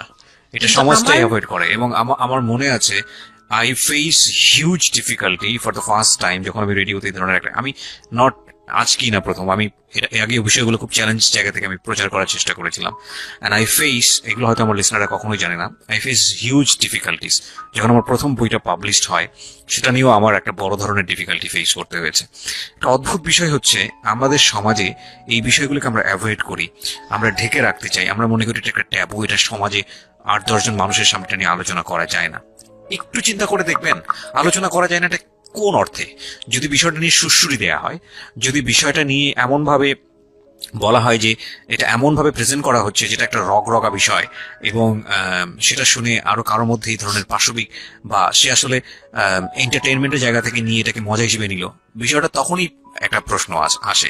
কিন্তু যদি বিষয়টা লেসনের জায়গা থেকে আসে, একটা সামাজিক শিক্ষার জায়গা থেকে আসে, যে একটা পুরুষ, সে 37 বছর বয়স, সেটা আমিও হতে পারি, আপনিও হতে পারি, বা যে যে ছেলেটা ওনার জীবনে এসছে সে তো হয়েছেই, যে তারা যেন কখনো এরকম অমানবিক না হয়। এবং নট অনলি দিস, একটা মেয়ে যখন 13 বছরে থাকে তাকে পরিবারের এত বড় সাপোর্টের জায়গা থেকে দেয়, বাবা এত ভালোবাসতো, তার জায়গাটা থেকেও কোন একটা সাময়িক সমস্যার সমাধান করবার জন্য বা যাই হোক না কেন শেষ পর্যন্ত যে রাজি হয়েছে, এরকম এক ধরনের এটা থাকতো জবাই করা। আমি বলবো যে একটা মেয়েকে শুধু শারীরিক ভাবে হয়তো সে যে প্রবলেমটা ফেস করেছে ওই রাতে, সেটা হয়তো সে ধীরে ধীরে রিকভার করবে, কিন্তু সারা জীবনের জন্য সে যে মেন্টালি ওই জিনিসটাকে ভয়ানক রকম ভাবে একটা বাজে জায়গায় বাজে ভাবে চিন্তা করা শুরু করলো মানুষের জৈবিক চাহিদার জায়গাটাতে, এটা তো একটা মানুষের থিঙ্কিংটাকে জবাই করে দেয়া, তাই না? এবং এইটা কত ভয়ানক রকমের অপরাধ, কত ভয়ানক রকমের ভুল। এবং আমাদের এই জায়গাটাতে আমাদের অনেক বেশি পরিমাণে বড় যারা আছি, সিনিয়র যারা আছি, তাদের বোঝা উচিত। প্রথম কথা হচ্ছে লিগেলি যদি আমি বলি তাহলে বিয়েটা বৈধ ছিল না, কারণ সরকার কিন্তু আমরা যতদূর জানি যে 18 নিচে বিয়ে দেওয়াকে পারমিট করে না। দ্বিতীয় কথা হচ্ছে যে মানসিকভাবে সে পরিপক্ক ছিল না। তৃতীয় কথা হচ্ছে যে যদিও বা বিয়েটা হলো, তাহলে তাকে যে একটি প্রপার এডুকেশন দেয়া, যে এই বিষয়টা হচ্ছে এরকম, প্রপার ভাবে বড় করা, প্রপার ভাবে নার্সার করা, সেটার মারাত্মক রকমের অভাব ছিল। ঘটনা এখানে শেষ হয়ে যায় নাই, ঘটনা কিন্তু এখানে শুরু হলো। কারণ বাংলাদেশের অনেক মেয়ের জীবনে এরকম দুর্ধর্ষ রাত আসে, এবং এই রাতগুলো সারাটা জীবনের জন্য তাকে বেদনার স্মৃতি, তাকে সারাটা জীবনের জন্য একটা ভয়ঙ্কর রকমের মোমেন্টের মধ্য দিয়ে নিয়ে যায়। আমরা এগুলো নিয়ে কথা বলতে পছন্দ করি না, আমরা এগুলো নিয়ে কথা বলি না, আমরা এগুলোকে নিয়ে কথা বলাটা একটা সামাজিক জায়গা থেকে ট্যাবু মনে করি। এই ট্যাবুর ধাক্কায় কত কত মেয়ের জীবন, কত কত মানুষের জীবন, কত কত সংসার জীবন নরকে পরিণত হয়েছে, সে খবর অনেকেই আমরা রাখি না, রাখার প্রয়োজন মনে করি না। But this is a very important issue, that's why I am discussing on this. Okay, বলুন আপনি। তারপর যেটা হচ্ছিল যে মানে ওই রাতের পর থেকে মানে ওই লোকটাকে আমার শুধুই দায়িত্ব মনে হয়েছে, মানে আমার কাছে মনে হতো যে এটা আমার দায়িত্ব যে উনার বাসায় আমার থাকতে হবে, আর উনার সাথে থাকলে আমার এরকম করতে হবে। You feel like this, right? হ্যাঁ। আপনি এই ঘটনা ঘটার পরে কি আপনি কারোর সাথে ডিসকাস করার সুযোগ পাননি যে না, আমি শুধু এরকম ক্লোজ কেউ ছিল না যে আপনার সাথে এরকম একটা বাজে ঘটনা ঘটছে, বা আপনি এটা এটাকে রিকভার করতে পারছেন না মেন্টালি, বা আপনার সাথে যার বিয়ে হলো তাকেও বলতে পারছেন না যে আমার এইসব জিনিসগুলো? না, আমি উনাকে ভালোভাবে নিতেই পারছিলাম না। সোজা কথা, আমি উনার সাথে কোনো কিছু ডিসকাস করতাম না, বা অনেক পরে গিয়ে যখন ডিসকাস করেছি তখন উনি আমাকে উল্টাপাল্টা বুঝ দিয়েছে, মানে এটা ওগুলো অনেক আমি পরের বলবো। সময়টাতে, হ্যাঁ, বাট ওটা ইট হ্যাপেন্স বলবো। রেগুলারলি, না র্যান্ডমলি এই জিনিসগুলো হয়ে যাচ্ছিল আপনার সাথে? হ্যাঁ, প্রায় Okay. মাস থেকে 2-3 মাস এরকম হলো। তারপর মানে এটা আমি বলি যে প্রথম তো 4-5 দিন তো রেগুলার হলো, তারপর আমি মানে আমার ব্লিডিং অফ হচ্ছিল না, আমার কন্টিনিউ হচ্ছিল ব্লিডিং। তো এক সময় যে ব্লিডিং এর মধ্যেও তিনি অনেক বাজে ইয়ে করেছে। তো ওর পরে আমি বাসায় যেতে চাইলে বাসায় যেতে দিত না, এভাবে ইয়ে করে ফেললো। আর ফ্যামিলিগত যে ব্যাপারটা ছিল, যে আমার ফ্যামিলিতে তখন আমার আব্বু তো তখন একদম মানে ফিনান্সিয়ালি খুব উইক ছিল। হুম। তো বিয়ের পরে কিছু ফর্মালিটি থাকে, পুরান ঢাকার কিছু রুলস আছে যে বিয়ের পরে মেয়েদের প্রতি সপ্তাহে সপ্তাহে দেখতে যাওয়া, এটা সেটা পাঠানো, প্রতি সিজনে সিজনে এটা এটা করা, এগুলো ব্যাপারে কেউ কনসার্ন ছিল না। মানে তখন মানে আমার ফ্যামিলির কেউ এরকম অ্যাক্টিভ ছিল না, মানে ছিল কিন্তু কেউ কেয়ার করে। তারপর হচ্ছে এরকম করে আমার সময়গুলো কাটতে লাগলো। তো সবচেয়ে বড় কথা হচ্ছে আমার যে হাজবেন্ড ছিল রিপন, উনি আমার বাবার দোকানে কাজ করতো হুম। একটা সময়। ওইটা হচ্ছে প্রায় আরো মানে আমার জন্মের সময় বা আমার জন্মেরও আগে। জি। হ্যাঁ, তখন নতুন নতুন আর কি কাজ শেখার জন্য আমার আব্বুর দোকানে ঢুকছে এরকম। তো আমার আব্বু তাকে ক্যাশ বুঝিয়ে দিয়েছিলেন নাকি, তখন নাকি ক্যাশ দিত। তো আমি একটু যখন 2-3 বছরের, তখন উনি দোকান থেকে বের হয়ে নিজে ব্যবসা দিয়েছে, ওখান থেকে তিনি ইমপ্রুভ করছে। তো ওখান থেকে শুরু। আর আমাকে যখন বিয়ে দিছে, মানে আমার যখন বিয়ে হয়েছে, তো ওই রিপন যিনি, ওনার উদ্দেশ্য ছিল যে আমি আমার নানু বাড়ির অংশ পাবো, হুম। সম্পদ। আমার নানু বাড়ি খুব বিশাল, মানে বললামই তো যে খুব বিরাট একটা অংশ। হুম। আর ওনাদের যে অংশটা ছিল সেটা অনেক আগেই নেওয়া হয়ে গেছে। আচ্ছা। মানে ওনার দাদা দাদা বাড়ি যেটাতে ওনারা ছিল 3 রুম, হুম। ওই যে ছোট ছোট 3টা রুম উপরে ওই বিল্ডিংটা তোলার পরে আমার মামা ওই অংশটা কেটে রাখছে, মানে আমার মামা রেখে দিয়েছে। আচ্ছা। আর আমাদের যে অংশটা ছিল তার লোভটা ছিল যে ওই বাড়িতে আমি একটা রুম হলেও পাবো। ওকে। হ্যাঁ, তো আমার আম্মু তো আর ওটা নেয়নি। তো আমার হাজবেন্ডের ইয়েটা ছিল, টার্গেটটা ছিল যে ওই বাসায় একটা রুম হলেও পাবে। আর পুরান ঢাকায় একটা রুম মানেই অনেক কিছু, মানে ওখানে তো প্রায় 1 কোটি টাকা দাম কাঠা। হুম। হুম। তো একটা রুম মানে 1 কাঠা না হোক, আধা কাঠা হোক, 50 লাখ টাকা হোক, আমার আসবে, এরকম একটা টার্গেট ছিল তার। তো আর বিয়ের সময় তো অনেক কিছু নিয়ে, মানে গহনা টহনা নিয়ে, ফার্নিচার নিয়ে নানান কথা তো শুনতে হয়েছে, ওগুলাও ফেস করছি। মানে খুব পেইনফুল ছিল ওগুলা, কারণ আমি তখন এত কিছু বুঝি না। আমি তখন মাত্র মানে জামা কাপড় বানাই, ঘুরি ফিরি, খাই দেই, ব্যাস ওই পর্যন্তই। আমি কারো জিনিস নিয়েও মাথা ঘামাই না। ওখানে আমার উপরে প্রেশার আসছে যে আমার ফার্নিচার এমন কেন, আমার গহনা এমন কেন, তুমি বাসায় বলো না কেন, তোমার খাট এখনো আসতেছে না কেন। আমার বিয়ের পর খুব বৃষ্টি ছিল তখন, মানে আমার ফার্নিচার, আমার চাচা ছিল ফার্নিচারের, ওনার বিজনেস। তো আমার চাচার ফ্যাক্টরি থেকেই সবগুলো ফার্নিচার আসবে। তো ওনারা বলতেছে যে জাস্ট একটা কারণেই লেট হচ্ছে, রোদ পাচ্ছি না, রোদ পেলে তারপর কাঠগুলো শুকাবে, তারপরে বানাবে। হ্যাঁ, মানে জয়েন্ট দিলেই এখন এটা ফেটে ফেটে যাবে, এখন জয়েন্ট দিলে প্রবলেম হবে। এই জিনিসটা ওরা বুঝতেছে না। ওরা বলতেছে কেন দেরি করছে, নাকি ফাঁকি দিচ্ছে, নানান ধরনের কথা তৈরি করতেছে। আর এদিক দিয়ে আমি পেইন খাচ্ছি, ওই দিকে এক পেইন, মানে রাতে গিয়ে এক পেইন, দিনের বেলায় এই পেইন। মানে আমি পুরো মানসিক ভাবে, মানে বলে না যে আমি হয়তো বা প্যারালাইজড এর মতো হয়ে গেছিলাম। আমার মানসিক ভাবটা জাস্ট শুনি আর শুনি, কিছু বলতে পারছি না এরকম। আর বাসায় গিয়ে কোনো কিছু বলি না, কারণ আব্বু অসুস্থ। আব্বু মেন্টালি অনেক আব্বু যখনই জিজ্ঞেস করে আম্মু তুমি ভালো আছো তো, আমি খালি হাসি দিয়ে বলছি হ্যাঁ। যতবার জিজ্ঞেস করে তুমি খুশি আছো তো, আমি হ্যাঁ। আমি একটা কথাই বলছি, হ্যাঁ ভালো আছি।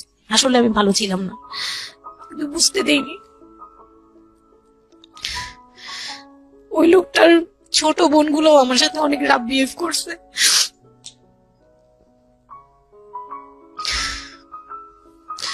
তো অনেক রুডলি আচরণ করেছে। আর উনার যে ছোট ভাইটা ছিল, মানে আমার যে মেজো ভাই যেটা আর কি, ওনার আগে যেটা বিয়ে করেছে, তো ওনার ওয়াইফ ছিল আমার অনেক বছরের বড়, কারণ তাদের বিয়ে হয়েছিল 12 বছর আগে। আমার বিয়ের 12 বছর আগে তার বিয়ে হয়েছিল। আমি যখন বাড়িতে বেড়াতে আসতাম তখন মানে ভাবি রাতে খাওয়া দাওয়া এরকম, আমি ভাবি বলেই ডাকতাম, কিন্তু সম্পর্কে আমি বড় যা। কিন্তু উনার প্রায় উনাকে আমাকে একসাথে কোথাও দেখলে কেউ বলতো যে তোমার মেয়েটা, মানে এইভাবে বলতো।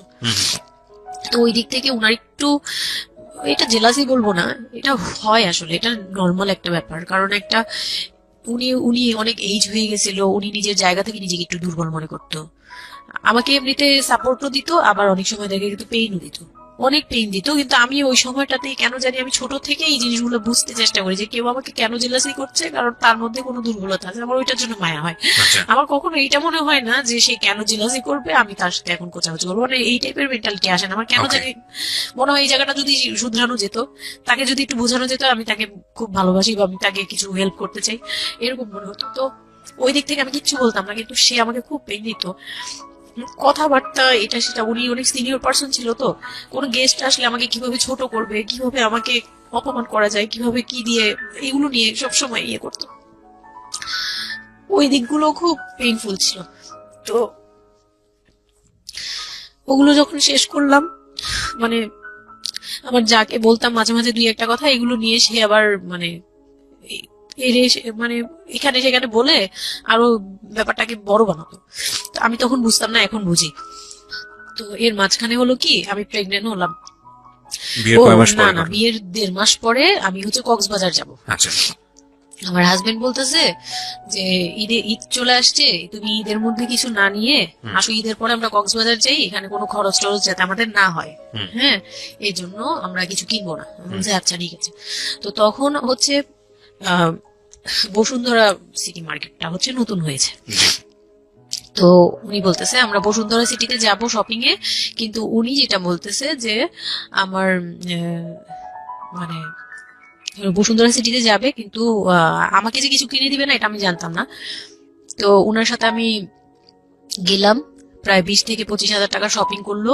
ওগুলা হচ্ছে সব ওনার বোন জামাই, বোনের বাচ্চা কাচ্চা, মানে ফ্যামিলির জন্য আর কি, ভাই বোন। আমিও পছন্দ করে করে কিনলাম সবার জন্যই যা যা লাগে।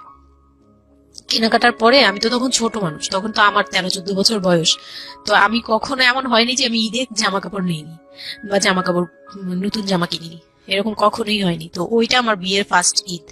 তো আমার একটা শখ ছিল কি যে অন্তত একটা কটন ড্রেস হলো আমি পাবো, এরকম একটা ইয়ে ছিল আমার ভিতরে, যে না আমাকে কি আর না দিবে নাকি, বলছে দিবে না, ও হয়তো বা ভালো কিছু দিবে না, হয়তো নর্মাল কিছু হলেও আমাকে দিবে, ঈদে তো আর পুরনো জামা পরে থাকবো না।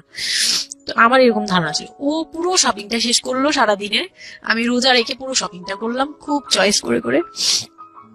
লাস্ট মোমেন্টে যে সে আমাকে নিয়ে চলে আসতেছে, যখন সে আমাকে নিয়ে রওনা দিল, মানে আমার মনটা খারাপ হয়ে গেল। আমি কিচ্ছু বলিনি, বিয়ের প্রথম ঈদ, প্রথম ঈদ এটা। তো আমি কিচ্ছু বলিনি।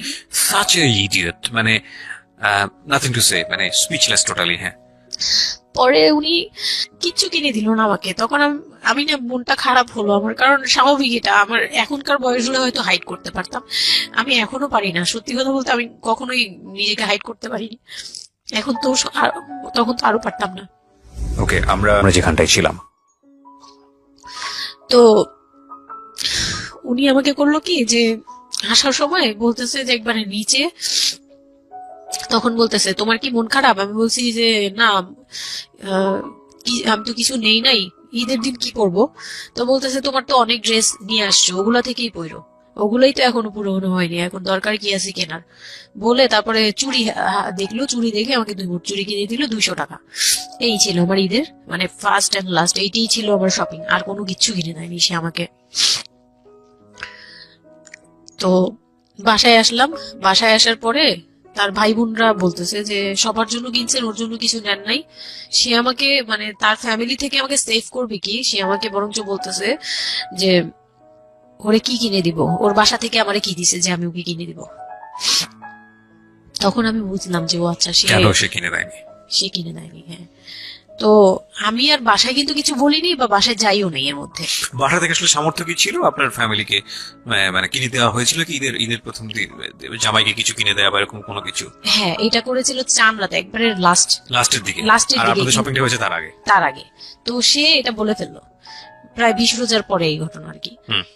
তো একবারে চাঁদ রাতের দিন আমার ভাই আর কি একটা পাঞ্জাবি গিফট করলো তাকে, আর সে আমাকে আর কিছুই দিল না।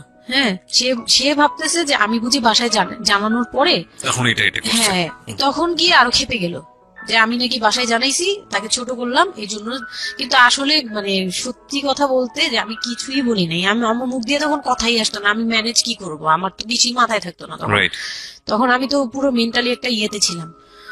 তো আমার এমনও মনে হয়েছিল তখন, মানে ওই মাসখানিক যে সে আমাকে ওই ফিজিক্যাল টর্চার গুলো করতো, তখন আবার এমনও মনে হয়েছিল যে আমি এক কাজ করি, বের হয়ে কোথাও চলে যাই, মানে অজানার উদ্দেশ্যে কোথাও চলে যাই। যদি আব্বুর এই অবস্থা না থাকতো হয়তো আমি করতাম এটা। সত্যি কথা বলতে একমাত্র আব্বুর কথাটা যখন মনে আসছে, চোখে ভাসছে যে আমার আব্বু তো মরে যাবে, তখন গিয়ে আর এটা করতে পারিনি, নয়তো ঠিকই আমি বের হয়ে যেতাম। তো ঈদ আসলো, ঈদের পরের দিন কক্সবাজারের উদ্দেশ্যে রওনা দিল।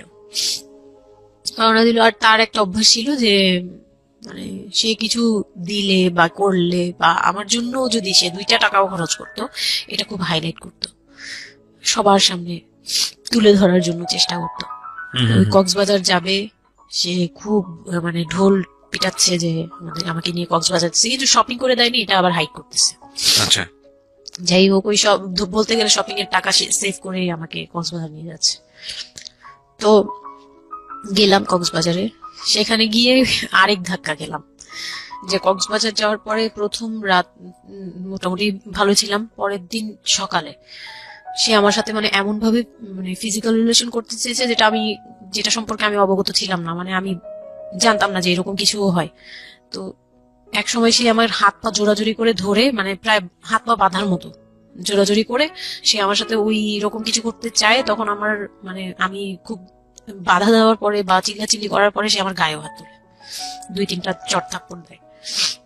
আপনাদের মধ্যে সম্পর্কের জায়গাটা কি আপনি তখনও কি ওনাকে আপনি করে বলতেন? হ্যাঁ, আমি এখনো স্টিল নাও। তার মানে বিষয়টা এরকম হয়ে গেছে যে ওই দূরত্বটা বিয়ের পরে ছিল, এবং সেই দূরত্ব থাকা অবস্থায় ও এই জিনিসগুলো প্র্যাকটিস করে যাচ্ছে ওর মতো করে, হ্যাঁ এবং সেখানে যখন ও সাকসেসফুল হতে না পারছে তখন সে আপনার গায়ে হাত তুলছে, তাই তো? হ্যাঁ, সেটাই। হ্যাঁ, তারপর? আর সবচেয়ে বড় কথা হচ্ছে সে তার জায়গাটা, সে তার চাওয়াগুলো সব পূরণ করতেছে, বাট আমার দিকটা দেখছে না। এবং সে যে শুধু আমার না, মানে সে মানুষটাই এমন, আগে বুঝি নেই, পরে অনেক ধীরে ধীরে গিয়ে পরে বুঝতে পারছেন। বুঝতে পেরেছি যে উনি সম্পূর্ণ মানুষের- সেলফ সেন্টার, মানে নিজের যেটা একদম অধিকার self- সেটা সে আদায় করে নিবে, তার বাকিগুলো নিয়ে তার কোনো কে মাথা কি ব্যথা। হচ্ছে বা কার কি হচ্ছে এটা Okay, fine. দেখার বিষয় না, Okay, এটাই তারপর? মেন্টালিটি। তো এইগুলো করার পরে আমার মানে খুব পেইন হলো, আমার খুব কষ্ট হলো যে আমি কবে আবার ঢাকায় যাব, একটা পেইন। ওটা কি জীবনে প্রথম কক্সবাজার যাওয়া? হ্যাঁ, ওইটা আমার লাইফে ফার্স্ট। চিন্তা করে দেখুন, এটা এক ধরনের হানিমুনি বলা চলে ওদের জন্য। হানিমুনই করা হয়েছিল, কিন্তু ওটা আমার জন্য হানিমুন ছিল না, অন্য কিছু ছিল, আচ্ছা, খুব পেইনফুল ছিল। ওকে। যাই হোক, আমি খুব ভয়ে ভয়ে ছিলাম যে এখানে আমাকে মেরে ফেললেও কেউ জানবে না, এরকম একটা ফিল ছিল আমার ভিতরে। একটা জিনিস চিন্তা করতে পারেন, প্রত্যেকটা মোমেন্ট একটা মানুষ একটা মেয়ের সাথে, একটা ছেলের সঙ্গে বসবাস করছে একটা মেয়ে, এবং তাদের স্পেশাল মোমেন্টস গুলো তার জন্য ভীতির কারণ। সে হয়তোবা তখন এরকম মানে চিন্তা করছে যে এই স্পেশাল মোমেন্টটা যেন না আসে, ওর সঙ্গে স্পেশাল টাইমটা যেন আমি না হয়, রাত যেন না হয়। বিষয়গুলো তো এরকমই ছিল, কারণ ওর জন্য কিন্তু এগুলো অনেক ভয়ানক রকমের টর্চার। হ্যাঁ, তারপর আর আমার সাথে যারা ছিল, মানে ফ্যামিলি তো 2টা গিয়েছি আমরা, মানে আমার হাজবেন্ড আমাকে নিয়ে গেছে, আর হচ্ছে আমার চাচাতো বোনের রিসেন্ট বিয়ে হয়েছিল, চাচাতো বোনের হাজবেন্ড আর চাচাতো বোন, ওরা 2জন গিয়েছে। কিন্তু ওরা ওদের মতো ছিল, আমরা আমাদের মতো ছিলাম, এরকম আর কি। তো ওইভাবে আর আমাদের সাথে ইয়ে করা হয়নি যে একদম সব বিষয়ে ডিটেলস বলা। আর আমার চাচাতো বোন আমার অনেক বড় ছিল, যার কারণে আমি আপুকে বলতাম না, লজ্জা পেতাম। তো ওই দিক থেকে 3 দিন পরে 4 দিনের দিন আমি খুব জেদাজেদি করে, মানে কান্নাকাটি করে চলে আসবো করতেছি, কিন্তু আমাকে কেউ আর জিজ্ঞেস করতেছে না যে কেন। মানে আমার বোন জামাই ওই বিষয়টা খেয়াল করেনি, আমার বোনও খেয়াল করেনি যে আমি কেন বারবার চলে আসতে যাচ্ছি। হ্যাঁ, এত সুন্দর একটা ওয়েদার, ওরা তো খুব এনজয় করছিল হয়তো বা, মানে আমি তাদের এনজয়মেন্টে বাধা দিলাম, এরকম আর কি। তো খুব কান্নাকাটি করে ওই রাতেই আমি চলে আসবো। আমি বলছি তোমরা সবাই থাকো, আমি চলে যাই, মানে এইভাবে কান্নাকাটি করছি, আমি থাকবোই না, আমি আর একটা রাত এখানে থাকবো না। আমার কাছে মনে হচ্ছে তাও এলাকার ভিতরে তো থাকবো, যাই হোক, কিন্তু এখন তো আমি বাইরে আছি, অনেক দূরে। আমার কাছে এরকম মনে হচ্ছিল যে আমি যদি মরে যাই, আমি যদি যে কোনো সময় আমি মারা যাবো, এরকম মনে হচ্ছিল। তো আমি ওই সময় বলাতে ওরা সবাই মিলে চলে আসছে, সবার মন খারাপ যে আমার জন্য চলে আসতে হলো তাদের। তো ঢাকায় আসলাম, ঢাকায় আসার পরে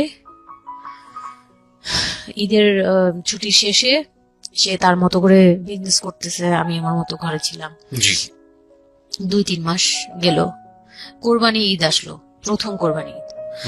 কোরবানি ঈদের সময় যেটা হলো সেটা হচ্ছে আমার মামার বাসা থেকে মাংস, মানে কোরবানি ঈদের যে মাংসটা পাঠায়, পুরান ঢাকার একটা ইয়ে আছে যে নতুন বিয়ে হলে বাবার বাড়ি থেকে রান পাঠানো হয়, একবারে পুরো একটা রান ধরে পাঠিয়ে দেয়, বাবার বাড়ি থেকে মেয়েদের পাঠায়, মানে কোটাকুটি নেই, রানী পাঠিয়ে দিতে হবে। একদম আস্ত পাঠায়। এটা পুরান ঢাকার রেওয়াজি, একবারে যে কয়টা মেয়ে থাকবে ওই কয়টা রান বাসায় যাবে, মানে ওই রানগুলো কেউ কাটতে পারবে না, একদম আস্ত পা ধরে দিয়ে দিবে একবারে। আচ্ছা আচ্ছা, ইন্টারেস্টিং তো। হ্যাঁ, এটা কিন্তু পুরান ঢাকার একটা রেওয়াজ, এখনো আছে। মানে কোরবানি হলেই সঙ্গে সঙ্গে রানটা যাবে মেয়ের বাসায়। আচ্ছা, মেয়ের বাসায় যেতেই হবে এটা। তো ওইরকম আমার মানে ওরা আশা করছিল যে আমার মামা এরকম করবে, কিন্তু আমার মামা তো প্রায় অনেক বড় গরু দেয়, আর একটা দেয় না, 2টা থেকে 3টা দেয়। তো ওনার নিজেরই আছে 3টা মেয়ে, 3 মেয়ের শ্বশুর বাড়িতে পাঠাতে হয় 3 রান। মানে এখন এক মেয়ের, বড় মেয়ের যে 20 বছর 22 বছর হয়ে গেছে বিয়ের, তারপরও পাঠাচ্ছে, প্রতিনিয়ত পাঠাতে হয়। তো ওই দিক থেকে আমি যদি এখন আরেকটা নেই, তাহলে ওনার কিন্তু আরো কাউকে উকিল দিয়েছে, বা আরো কোনো মেয়ে আছে, মানে আমার উকিল দিয়েছে, আমার খালু দিয়েছে, আরেক খালু, আমার ওই খালা হচ্ছে আমার আম্মুর খালাতো বোন, মামাতো বোন, কিন্তু আমাদের বাসায়, মানে আমার নানু বাড়িতে বড় হয়েছে এদিকে, আমার আম্মুর খুব ক্লোজ। তো ওই খালু খালু আমাকে উকিল দিয়েছে। তো ওই দিন করলো কি যে এই রান পাঠায়নি বলে, সেই রান পাঠায়নি ঠিকই, কিন্তু রানের যে উপরের অংশ মানে বড় একটা পিস আমার বাসায় পাঠানো হয়েছে আমার উদ্দেশ্যে, আর নামটা আমার লিখে দিয়েছে, আমার নাম লেখা এটা পাঠিয়েছে। তো ওই মাংসটা রেখে যখন চলে গেছে না আমার ভাই, তার ছোট বোন, আমি তখন মানে দেখলাম যে মানুষ কতটা হিংস্র হলে পরে এরকম ফেস হয়। আমি তো চুপ করে বসে আছি, আমি কিছুই মাথায় নেই যে এটা নিয়ে যে কি হবে, আমি বুঝিই নেই বিষয়টা। সে মাংসটা ধরে রাস্তায় ফেলে দিছে ঈদের দিন রাস্তায় ফেলে, এই মাংসে কেন ওর নাম লেখা থাকবে? তাহলে এই যে আমরা কি, আমরাও তো ভাগ্নি, মানে আমরাও ভাগ্না ভাগ্নি, আমাদের বাড়িতে আমার মাংস আসছে ওর নাম দিয়ে আসে, তাহলে রান আসলো না কেন? দোষ হয়ে গেছে, এটা খুব বড় অন্যায় হয়ে গেছে। ভয়ানক। আমি ভয়ানক বলছি কারণে যে আমাদের সমাজে কিছু কালচার আছে যেগুলো আসলে মেয়ের বাড়ি থেকে পূরণ করা হয়, ধরে নেওয়া হয়, বা ছেলের বাড়ি থেকেও। সেটা বইয়ে, পাঠ্য তো থাকে না এগুলা, মানে কালচারে আছে, এগুলো শুনতে ভালো লাগে, কিন্তু প্র্যাকটিসের জায়গা থেকে যদি এটা অত্যাবশ্যকীয় নিয়ম হয়ে যায় কখনো কখনো, যেটা কতটা ভয়ানক পেইনফুল হয়। কান্ট ইউ এভার ইমাজিন যে বাবার সামর্থ্য নাই, তারপরে তাকে চিন্তা করতে হচ্ছে যে আমার মেয়ের বাড়িতে একটা রান পাঠাতে হবে, আমার কোরবানি দেওয়ার সামর্থ্য নাই, এই রান পাঠানোর জন্য আমাকে কোরবানি দিতে হচ্ছে। মানে আমাদের এই ব্যাড প্র্যাকটিস গুলা কতটা ভয়ানক হয়ে গেছে আমাদের সমাজে, এবং ইনফ্যাক্ট এগুলো নিয়ে কেউ কখনো কথা বলে না। এগুলো নিয়ে কথা বলা উচিত। একটা মানুষ, একটা সোসাইটি চেঞ্জ হবে কিভাবে, একটা একটা মানে পুরো কমিউনিটি চেঞ্জ হবে কিভাবে, একটা রাষ্ট্র চেঞ্জ হবে কিভাবে, এই ছোট ছোট ছোট ছোট, আমরা তো সব জায়গাতেই পয়জনাস, এই ছোট ছোট ছোট ছোট বিষয়গুলো যদি চেঞ্জ না হয়। আমরা যে এত এত ডিগ্রি নিচ্ছি, প্রতি বছর পিএইচডি, ভুরি পিএইচডি বের হচ্ছে, ডক্টরেট, হ্যাঁ, আমাদের বিশ্ববিদ্যালয় ভরে যাচ্ছে, আমাদের ছেলেমেয়েরা গোল্ডেন এ প্লাস, আমাদের পাশের হার বাড়ছে, কিন্তু এই সব যে মানে মানে খোরা কালচার, ল্যাংড়া টাইপের কালচার, এগুলোর যে পরিবর্তন হচ্ছে না, বা এগুলো নিয়ে কেউ কখনো কোনো কথা বলে না, এগুলো নিয়ে না পত্রপত্রিকায় কথা হয়, না কোনো মিডিয়াতে কথা হয়, অথচ এগুলো আমাদের জীবনটাকে পঙ্গু করে দিচ্ছে, এবং এগুলো নিয়ে কেউ কখনো কথা বলে না।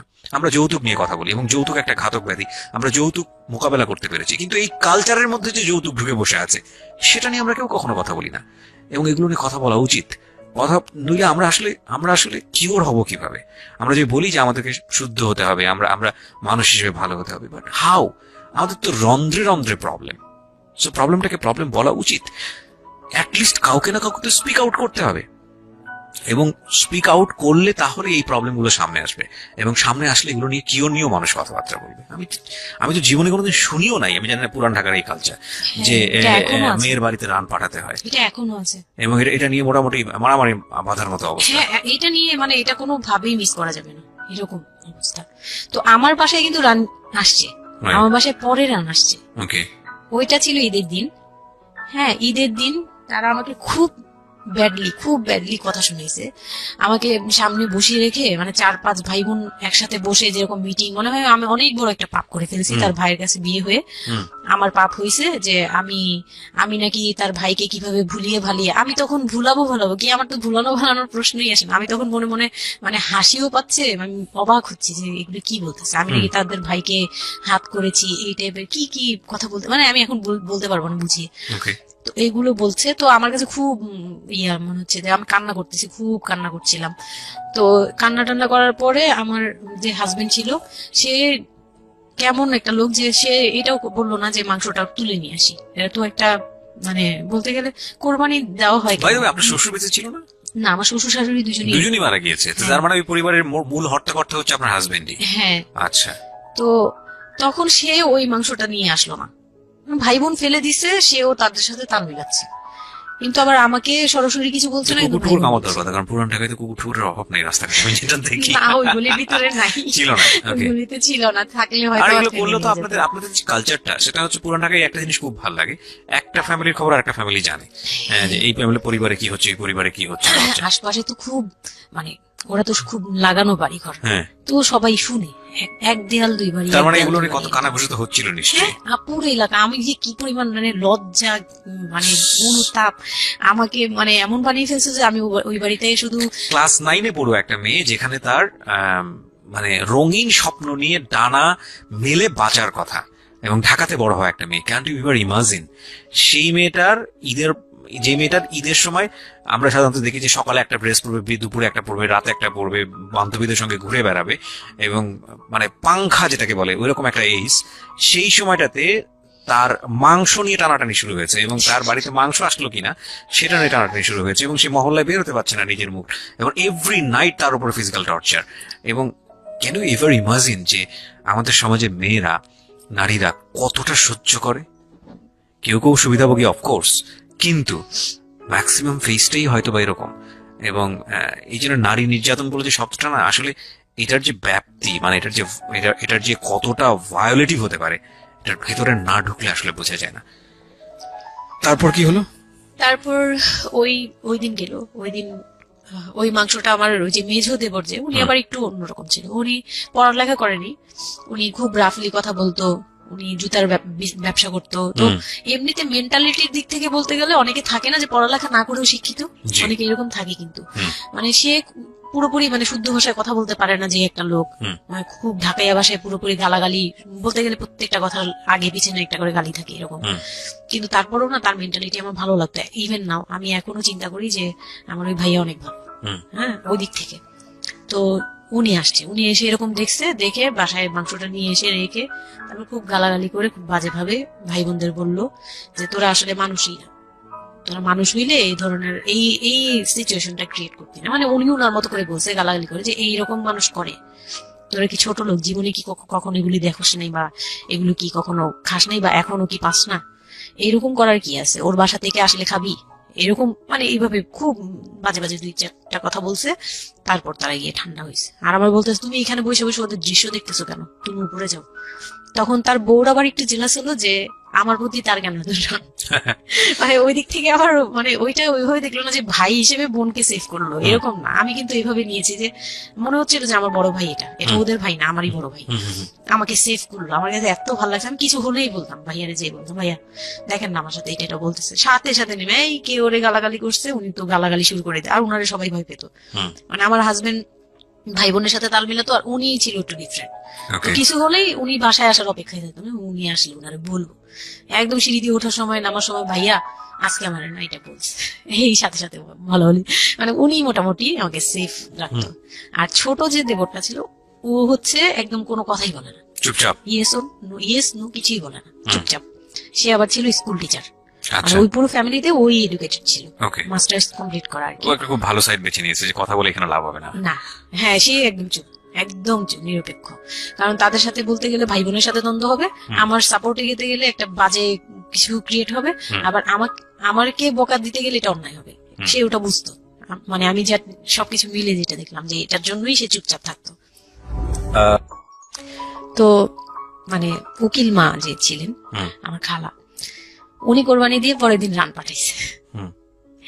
পরে এই রান পাঠানোর পরে আমার ওই যে মিজু দেবর যে ছিলেন, তিনি তা আরেকটা দিল, মানে আরেক ধোলাই দিল সবাইকে, ছোট লোক। এখন বল যে ও বাসায় ফোন করে বলছে বা বাসায় গেছে, ও তো কালকে থেকে বাসায় যায়নি, ওর হাত তো ফোনও নাই, ফোন নিলে তোদের কাছ থেকে তো নিতে হবে, তখন আমার হাতে ফোন নেই, তো ও তো বাসায়ও যায়নি। এখন বল যে এটা ও বলছে তারপর পাঠাইছে, তোরা এত ছোট লোক কেন, মানে ভাই বোনরাই বলতেছে। তো ওরা তো আর কিছু, হ্যাঁ এটা পাঠানো তো এটা উচিতই, এটা ওদের উচিত, এই সেই, এটা তেমন কিছু না। মানে সে তারা তারপরও ছোট হচ্ছে না, তারা মনে করতেছে এটাই করা উচিত ছিল, এটা না করলে আরেকটা কথা শুনাইতাম, এরকম বলতেছে উল্টা। তো ওইগুলো করার পরে আমিও আর গুলা মাথা থেকে ফেলে দিলাম, ভাইয়াও বলে টলে চলে গেল। আর আমার হাজবেন্ড যে ছিল সেও খুব খুশি, সে মানে আমার বাসা থেকে পাঠাইছে এই সেই। তো বিয়ের 4 মাস পরে মেইন পার্ট যেটা, যে আমি কনসেপ্ট করি, তখন আমি বুঝতে পারি না কনসেপ্ট করার 13-14 বছর বয়সে। হ্যাঁ, তখন আমি স্কুল যাতায়াত করতাম, রেগুলার না, আচ্ছা, মাঝে মাঝে রেগুলার, মানে মাঝে মাঝে বলতে আমি চাচ্ছিলাম কি পড়াটা রানিং থাকুক, এক্সাম গুলো দিব আর বাসায় থাকবো।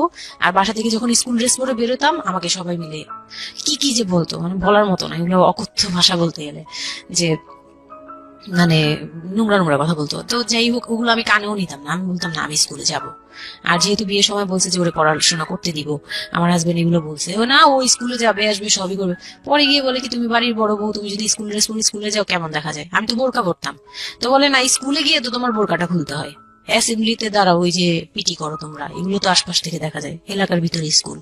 আমার আমার অসম্মান, এটা এটা তার অসম্মান হয়ে উনি যায়। পড়াশোনা করেছেন আপনার হাজবেন্ড? না, উনি ক্লাস 5 পর্যন্ত পড়ে আর পড়াশোনা করেন। রাইট, ওনার জন্য অসম্মানই হবে এটা। আমি ক্লাস 5 পড়ুয়া যারা আছেন বাংলাদেশ, তাদের সবার প্রতি রেসপেক্ট রেখে বলছি, ক্লাস 5 না, এনার ডিগ্রি পাস করা এরকম অনার্স মাস্টার্স পড়ুয়া এরকম অনেক ছেলে মেয়ে আছেন যারা এই ধরনের মানে আজগুবি ল্যাংড়া টাইপ যুক্তি দিয়ে জীবনটাকে চালান। তাদের জন্য এটা আসলে অযুক্তি, কি হবে, কিছু করার নাই। হ্যাঁ, তো আমি তখন চিন্তা করছি যে আমি স্কুলে যাব, তো মাঝে মাঝে করতাম কি একটু এই করেই মানে ম্যানেজ করে যাওয়ার চেষ্টা করতাম, বিষয়টা যদি এরকম হতে ধরেন, আমি জানি না, প্রথমত যেটা ঠিকই হয়নি, মানে কোনো কিছুই ঠিক হয়নি, শুনছি আর মেজাজ খারাপ হচ্ছে আসলে, মানে কোনো কিছুই ঠিক হয়নি। তারপরও যদি খারাপের মধ্যে ভালোটা চিন্তা করি, যে ঠিক আছে এত কিছু, একটা মানুষের এত খারাপ, একটা দুটো দিক তো ভালো থাকতে পারে না। ওর ওয়াইফকে সে সাথে করে নিয়েছে, ঠিক আছে তোমার স্কুলে চলো, আমি তোমাকে পৌঁছে দিয়ে আসি, স্কুলে পৌঁছে দিয়ে আসলো, স্কুল থেকে নিয়ে আসলো। কিছু জিনিস হয়তো ওনার আত্মসম্মানে লাগবে, যেহেতু উনি বেশি দূর পর্যন্ত লেখাপড়া করেনি, উনি উনি কালচারের সাথে অভ্যস্ত না, এতটুকু হলেও তো ও নিজের মনটাকে বুঝ দিতে পারতো যে না, আমার হাজবেন্ড আমাকে কেয়ার করে। মানে স্টুপিডিটি আর কি, মানে লিমিটলেস স্টুপিডিটি যাকে বলে। হ্যাঁ, তুমি অ্যাসেম্বলিতে দাঁড়াবে, সেখানে তোমার লেখাপড়া বন্ধ, বদমাইশ। তারপর স্কুল বন্ধ করে দিল। না, তখন আমি কনসেপ্ট করি, আমি বুঝতে পারিনি, আমার তখন টেস্ট পরীক্ষা চলছে স্কুলে। তো পরীক্ষা দিতে দিতে আমার মানে শারীরিক পরিবর্তন খেয়াল করলাম, যে আমার বমি লাগতেছে খুব, মানে বইয়ের দিকে তাকাতে পারছি না, খাতার দিকে তাকাতে মানে মাথা কেমন করতেছে। তখন ক্লাস 9-এ। তখন আপনি জানেন আপনি কনসিভ করেছেন? না, আচ্ছা। তখনও মানে এটা সিমটম ফার্স্ট। ওকে, তো এইরকম হওয়ার পরে রাতে 11:30-12টার দিকে আমি না খুব গড়াগড়ি করে কান্না করতেছি, জোরে জোরে, মানে খুব গড়াগড়ি করে জোরে জোরে কান্না করতেছে। আমি আমার মাথায় নেই যে কে কে শুনতেছে কে না শুনতেছে এরকম। তো এটা দেখে তার বোন, যেটা বিয়ে হয়ে গেছে, সে আবার ছিল বাসায়। তো সে দেখে বলতেছে, সে আবার মানে খারাপ লাগছে তার কাছে, বলে চলো এক্ষুনি তোমার নিয়ে হসপিটালে যাব। হ্যাঁ, ওর কি হইলো হঠাৎ করে, কি খাইছিলা তুমি, কি উল্টাপাল্টা কিছু খাইছো কিনা, এই সেই। বলছি না, আমার কেন জানি অনেক পেট ব্যথা করতে, আমি পারতেছি না সহ্য করতে, পেট জ্বলতেছে আমার খুব। তো নিয়ে গেল ডাক্তারের কাছে। তখন ডাক্তার আমার নার্ভস দেখে বললো যে she is pregnant. But 100% confirm করতে পারবেন না, আল্ট্রাসাউন্ড না, কোনো এমনিতে ব্যাপার তবে আছে। উনি আর কি ওনার মতো করে বলছে। আচ্ছা, আচ্ছা, আর okay. তখন টেস্ট দিল একটা, যে রাতে নিয়ে যান ইউরিন টেস্ট টাইপের একটা কিছু বাসায় করা যাবে, ওই টাইপের একটা টেস্ট দিল। তো ওইটাই করলাম। বাসায় এসে করার পরে পজিটিভ আসছে, যেভাবে বলছে ওইভাবে করছি, করার পরে পজিটিভ আসছে। How do you feel? Positive আসার পরে মানে আমার কাছে যেটা মনে হচ্ছিল যে আমি মানে এতটা খুশি হয়েছি। আমি কিন্তু বিয়ে নিয়েও খুশি না, আমার মনে হচ্ছে এটাই আমার অ্যাচিভমেন্ট লাইফের। আচ্ছা, এতটা খুশি হয়েছে আমি বলতে পারবো না কেন। এটা আসলে ন্যাচারালি আল্লাহ হয়তো প্রত্যেকটা মেয়ের মধ্যে এই বিষয়টা দিয়ে দেন, যে নইলে আসলে মা কেন, মানে মা তো মাই, এটা আসলে আল্লাহ গিফটেড। অফকোর্স দেখেন, এরকম একটা ডিফিকাল্ট সিচুয়েশনের মধ্যে, যেখানে 13 বছর বয়সে ওর আসলে এই জিনিসটা ফিল করার কথা না, সেখানে ও ফিল করতেছে, এটা কিন্তু লজিকলেস ফিল, এবং এই ফিলটা সম্পূর্ণই ন্যাচারাল। ওকে, আমার কাছে তখন মনে হচ্ছিল কি যে আমার পেটে একটা জীবন্ত কিছু আছে, এক্স্যাক্টলি। মানে এরকম ফিল হচ্ছে। আর আমি এটাকে মানে একটা কিউরিসিটি, দেখি তো কি হয়, কতদিন পরে কি হবে, আর এটা আস্তে আস্তে বড় হবে, এটা কি করবে পেটে, এটা কিভাবে আসবে, মানে দুনিয়াতে কিভাবে আসবে, এটা এইগুলোও জানি না আমি, যে মানে এটা বড় হলে পরে এটা যে কিভাবে দুনিয়াতে আসবে। You feel like it's a game, একটা কোন একটা খেলা, খুব মজা মজার একটা একটা, খেলা। হ্যাঁ, যে আমি একটা কিছু পাইছি, এটা নিয়ে থাকা যাবে এখন, Okay. এরকম মনে হচ্ছিল তখন। খুব মানে খুব কেন জানি খুব আনন্দ, মানে মা হওয়ার ফিল না কিন্তু, Right, বুঝতে এটা পেরেছি। মা হওয়ার ফিল না কিন্তু, কিউরিওসিটির জায়গা থেকে হ্যাঁ, জিনিসটা কিছু হলো। একটা আছে আমার সাথে, আমি এটা নিয়েই থাকবো এখন, মানে আমি একটা কিছু পাইছি এখন, আর আমি একা না, এরকম মনে হচ্ছে। তো আমি না দৌড়ে দৌড়ে বের হয়ে বললাম কি, ওই যে বোনটা আমাকে রাতে নিয়ে গেছিল ডাক্তারের কাছে, সে তো ছিল রাতে। তো আমি বের হয়ে বলতেছি কি, আপা আপা আমার না এইরকম 2টা আসছে, মানে এই পজিটিভ স্টেপ গুলো আসে যেগুলো বলছি। পরে সে না সাথে সাথে বলে কি, এখন তো আমাদের কদর কমে যাবে আরো। প্রথম ছিল এটা, প্রথম ডায়লগ ছিল এটা, মানে মনটা খারাপ করে সে বড় নিঃশ্বাস ফেলে বললো, হ্যাঁ এখন তো আমাদের কদর কমে যাবে, আর তো এখন তো আর কম কম আশা লাগবে। তার সাথে ছোট বোনটা বলতেছে, তুমি না সময় কমে বুঝে কথা বলো না, এইগুলো তো বুঝতে হবে, মানে তাদের মতো করে তারা বলতেছে, যে পুরোন ঢাকার মানুষ যেভাবে বলে ওইভাবে বলতেছে, যে এগুলো তো বুঝতে হবে যে এগুলো প্ল্যান করা, মানে আমি ইচ্ছা করে কনসেপ্ট করছি এরকম কিছু বুঝাইছে, কিন্তু আমি তখনও না এই জিনিসটা মানে ঘোলা ঘোলা, আমি বুঝি নাই যে ওরা কি বলতেছে দুইজনে। তা আমি বলি যা মজা তাই বলুক, আমি আমার মতো থাকি। তা আমি দৌড় দিয়ে গিয়ে আমার হাজবেন্ডকে না বললাম, এই উঠেন না উঠেন না উঠেন না। আমি তখনও পর্যন্ত কিন্তু তাকে খুশি হয়ে গেছি বলিনি, ফার্স্ট তাকে খুশি মনে কিছু বলতেছি। বিয়ের 4 মাসে আমি তাকে কখনো ডাকও দিইনি, তাকে কিছু বলিও নাই, বা আমি উনাকে কোনো রিকোয়েস্টও করি নাই, Okay. কোনো আহ্লাদও করিনি। ফার্স্ট মানে মনে হলো যে আহ্লাদ করে বলি, যে জানেন আমি আমি এরকম আসছে আমার। তো আমি কাকে বলবো, কাকে ওদের করে খুশি করতে পারিনি, যাই রে দেখি খুশি করতে পারি কিনা। যে তাকে ধাক্কা দিছি, সে ঘুম থেকে বিরক্ত হয়ে উঠলো, এই ধাক্কাটা কি করো কেন, কি হয়েছে? আমি তো মনটা হয়ে গেলাম কি যে আমি তো এরকম আমার পজিটিভ আসছে, দেখালাম যে এই যে এটা হলে না পজিটিভ হয়, রাতে পেট ব্যথা বলছিলাম না, তো ওইটার ইয়েতে এটা আসছে। তারপরে না চুপ হয়ে তাকায় আছে, বলে কি এইগুলা কি, আগে এগুলা কি মানে বুঝলাম না। বলে কি এইটা তো ঠিক না। কি ঠিক না? তারপর বলতেছে যে এই এখন তো এগুলোর দরকার নেই আমাদের, এখন তো এগুলোর কোনো দরকার নেই। তো আমি বলি আপনি ওর স্কুল যেতে দিবেন না। আমি এবার তখন মুখ খুললাম, স্কুল যেতে দেন না, তারপরে আর আমি তো এই জিনিস মানে এটা কিভাবে কি হয়েছে আমি তো জানি না। আমি ভাবছি যে আপনি হয়তো বা কিছু করছেন, আমি জানি না। আমি তাকে এইভাবেই বললাম খুলে, যে আমি তো আসলে জানি না, যে আমি ভাবছি আপনি চাচ্ছিলেন এই জন্য হয়তো বা এরকম কিছু হয়েছে। আর মানে প্রোটেকশন নেওয়া টেওয়া সবকিছু তার উপর ডিপেন্ড করে। তারপরে হচ্ছে এটা বলার পরে না মানে আমি আর কিছু বলার মতো ইয়েতে ছিলাম না, আমি চুপচাপ, যে ওরা কি করবে না করবে আমি কিছু জানি না। তো ও আমার হাজবেন্ড যেটা করলো, যে সে চাচ্ছিল না যে আমি মানে সে চাচ্ছিল না বেবিটা, কোন কথা হচ্ছে, সে চাচ্ছিল এটাকে বেবিটা অ্যাভয়েড করে চাচ্ছি ফেলতে। না মানে, কিন্তু কিছু বলতেও পারছে না। আমি এবার বাসায়ও বলছি, বাসায় সবাইও খুব চিন্তিত আমার এইটুক বয়সে আমি কিভাবে কি করব। আর এদিক দিয়ে আমি এবার কিছুই বলছি না, আমি আমার মতো করে চলছি, নর্মাল লাইফ কাটাচ্ছি। আমার কোনো শারীরিক পরিবর্তন তেমন আসে নাই, সত্যি কথা বলতে। শুধু একটু মানে কিছু কিছু খাবার আছে একটু বাজে লাগতো, এছাড়া আমার সবই নর্মাল। আমি নর্মাল ওয়েতেই আমি ওই ওষুধ খাচ্ছি রেগুলার, আর হাঁটা চলা করতেছি, লাফালাফি সিঁড়ি পাওয়া কোনো কিছুতেই আমার নিয়ে নেই। দাদা আছে আছে। ডাক্তার থেকেও কোনো ধরনের কোনো কন্ডিশন দেয়নি? না ডাক্তার দিয়েছে, ডাক্তার ওই যে 2-1টা ওষুধ দিয়েছে। প্রথম কথা হচ্ছে ডাক্তার থেকে যে বাক্যটা আসলে ছিল যে এই 13 বছরের মেয়ের সাথে এটা এটা কিভাবে হলো? ও ডাক্তার, হ্যাঁ। তখন যখন ফার্স্টে ওই দেখলো, তো উনি বললো যে এটা তো আসলে নষ্ট করাটা ওর জন্য রিস্ক। এক্স্যাক্টলি, এটা মানে সব দিক বলতেছে থেকে যে তো রিস্ক। ডাক্তার যেটা বললো, যে জাফর ইকবাল আমার বাসার পাশেই ছিল উনি, তো উনি আমাকে যেটা বললো যে এই মেয়ের মানে রাখাটাও যেমন রিস্ক, ফেলে দেওয়াটা। আর যেহেতু মানে আল্লাহকে তো সবাই বিশ্বাস করি, তো বলতেছে যে যেহেতু আল্লাহ চাচ্ছে, যেহেতু এসেই পড়ছে, এটাকে নিয়ে আমরা মাথা বুড়ি না করি, যেহেতু রাখাও রিস্ক ফেলে দেওয়াও রিস্ক, তো রাখুক। না এটা যাই, এইভাবে আল্লাহকে নিয়ে এইভাবে বলা বলছে। যাবে না, এমন বলছে, ভুল বলেছে। না, উনি বলছেন প্রথম এইভাবে হচ্ছে আল্লাহ যে তো থাক এভাবে- ঠিক আছে, হ্যাঁ। যদি ভাগ্যে থেকে থাকে তাহলে হবে। আর এই বয়সে হয়, কিন্তু এত অল্প বয়সে নেওয়াটা ঠিক না, উনিও এটা বলছে। তো ওইভাবে ইয়ে করার পরে তো আমি তো রাখছি ঠিকই, কিন্তু আমি তো মানে ওই সময়টা তো ভালোই গেছে। বাচ্চাটা হওয়ার পরে তো আমি বুঝতে পারছি যে আসলে এই জিনিসটা যে আমার পুরো কত বড় একটা ইয়ে ছিল। হুম। এখন দেখো আপনার হাজবেন্ড হ্যাপি না, সে চিন্তিত বিষয়টা নিয়ে। চিন্তিত। তারপর কি হলো? তারপরে থেকে তার মধ্যে আমার মধ্যে একটা বিরাট গ্যাপ তৈরি হলো। সে আমার সাথে মানে টোটালি মিশে না ওকে। ওই সময় থেকে। যখন শুনলো রাতে 3টা-4টা বাজেও আসে বাসায়, তার মধ্যে একদম পুরো চেঞ্জিং চলে আসলো হঠাৎ করেই? হঠাৎ করে। ওকে। কি কারণে জানি না, মানে আমি নিজেও জানি না আমার কি ভুল ছিল বা কি, আমি নিজেও বুঝছিলাম না তখন। হুম। ওই সময় একদিন আসলো রাতে 3:30 না 3টার দিকে, হ্যাঁ 3টার পরে আর কি আসছে।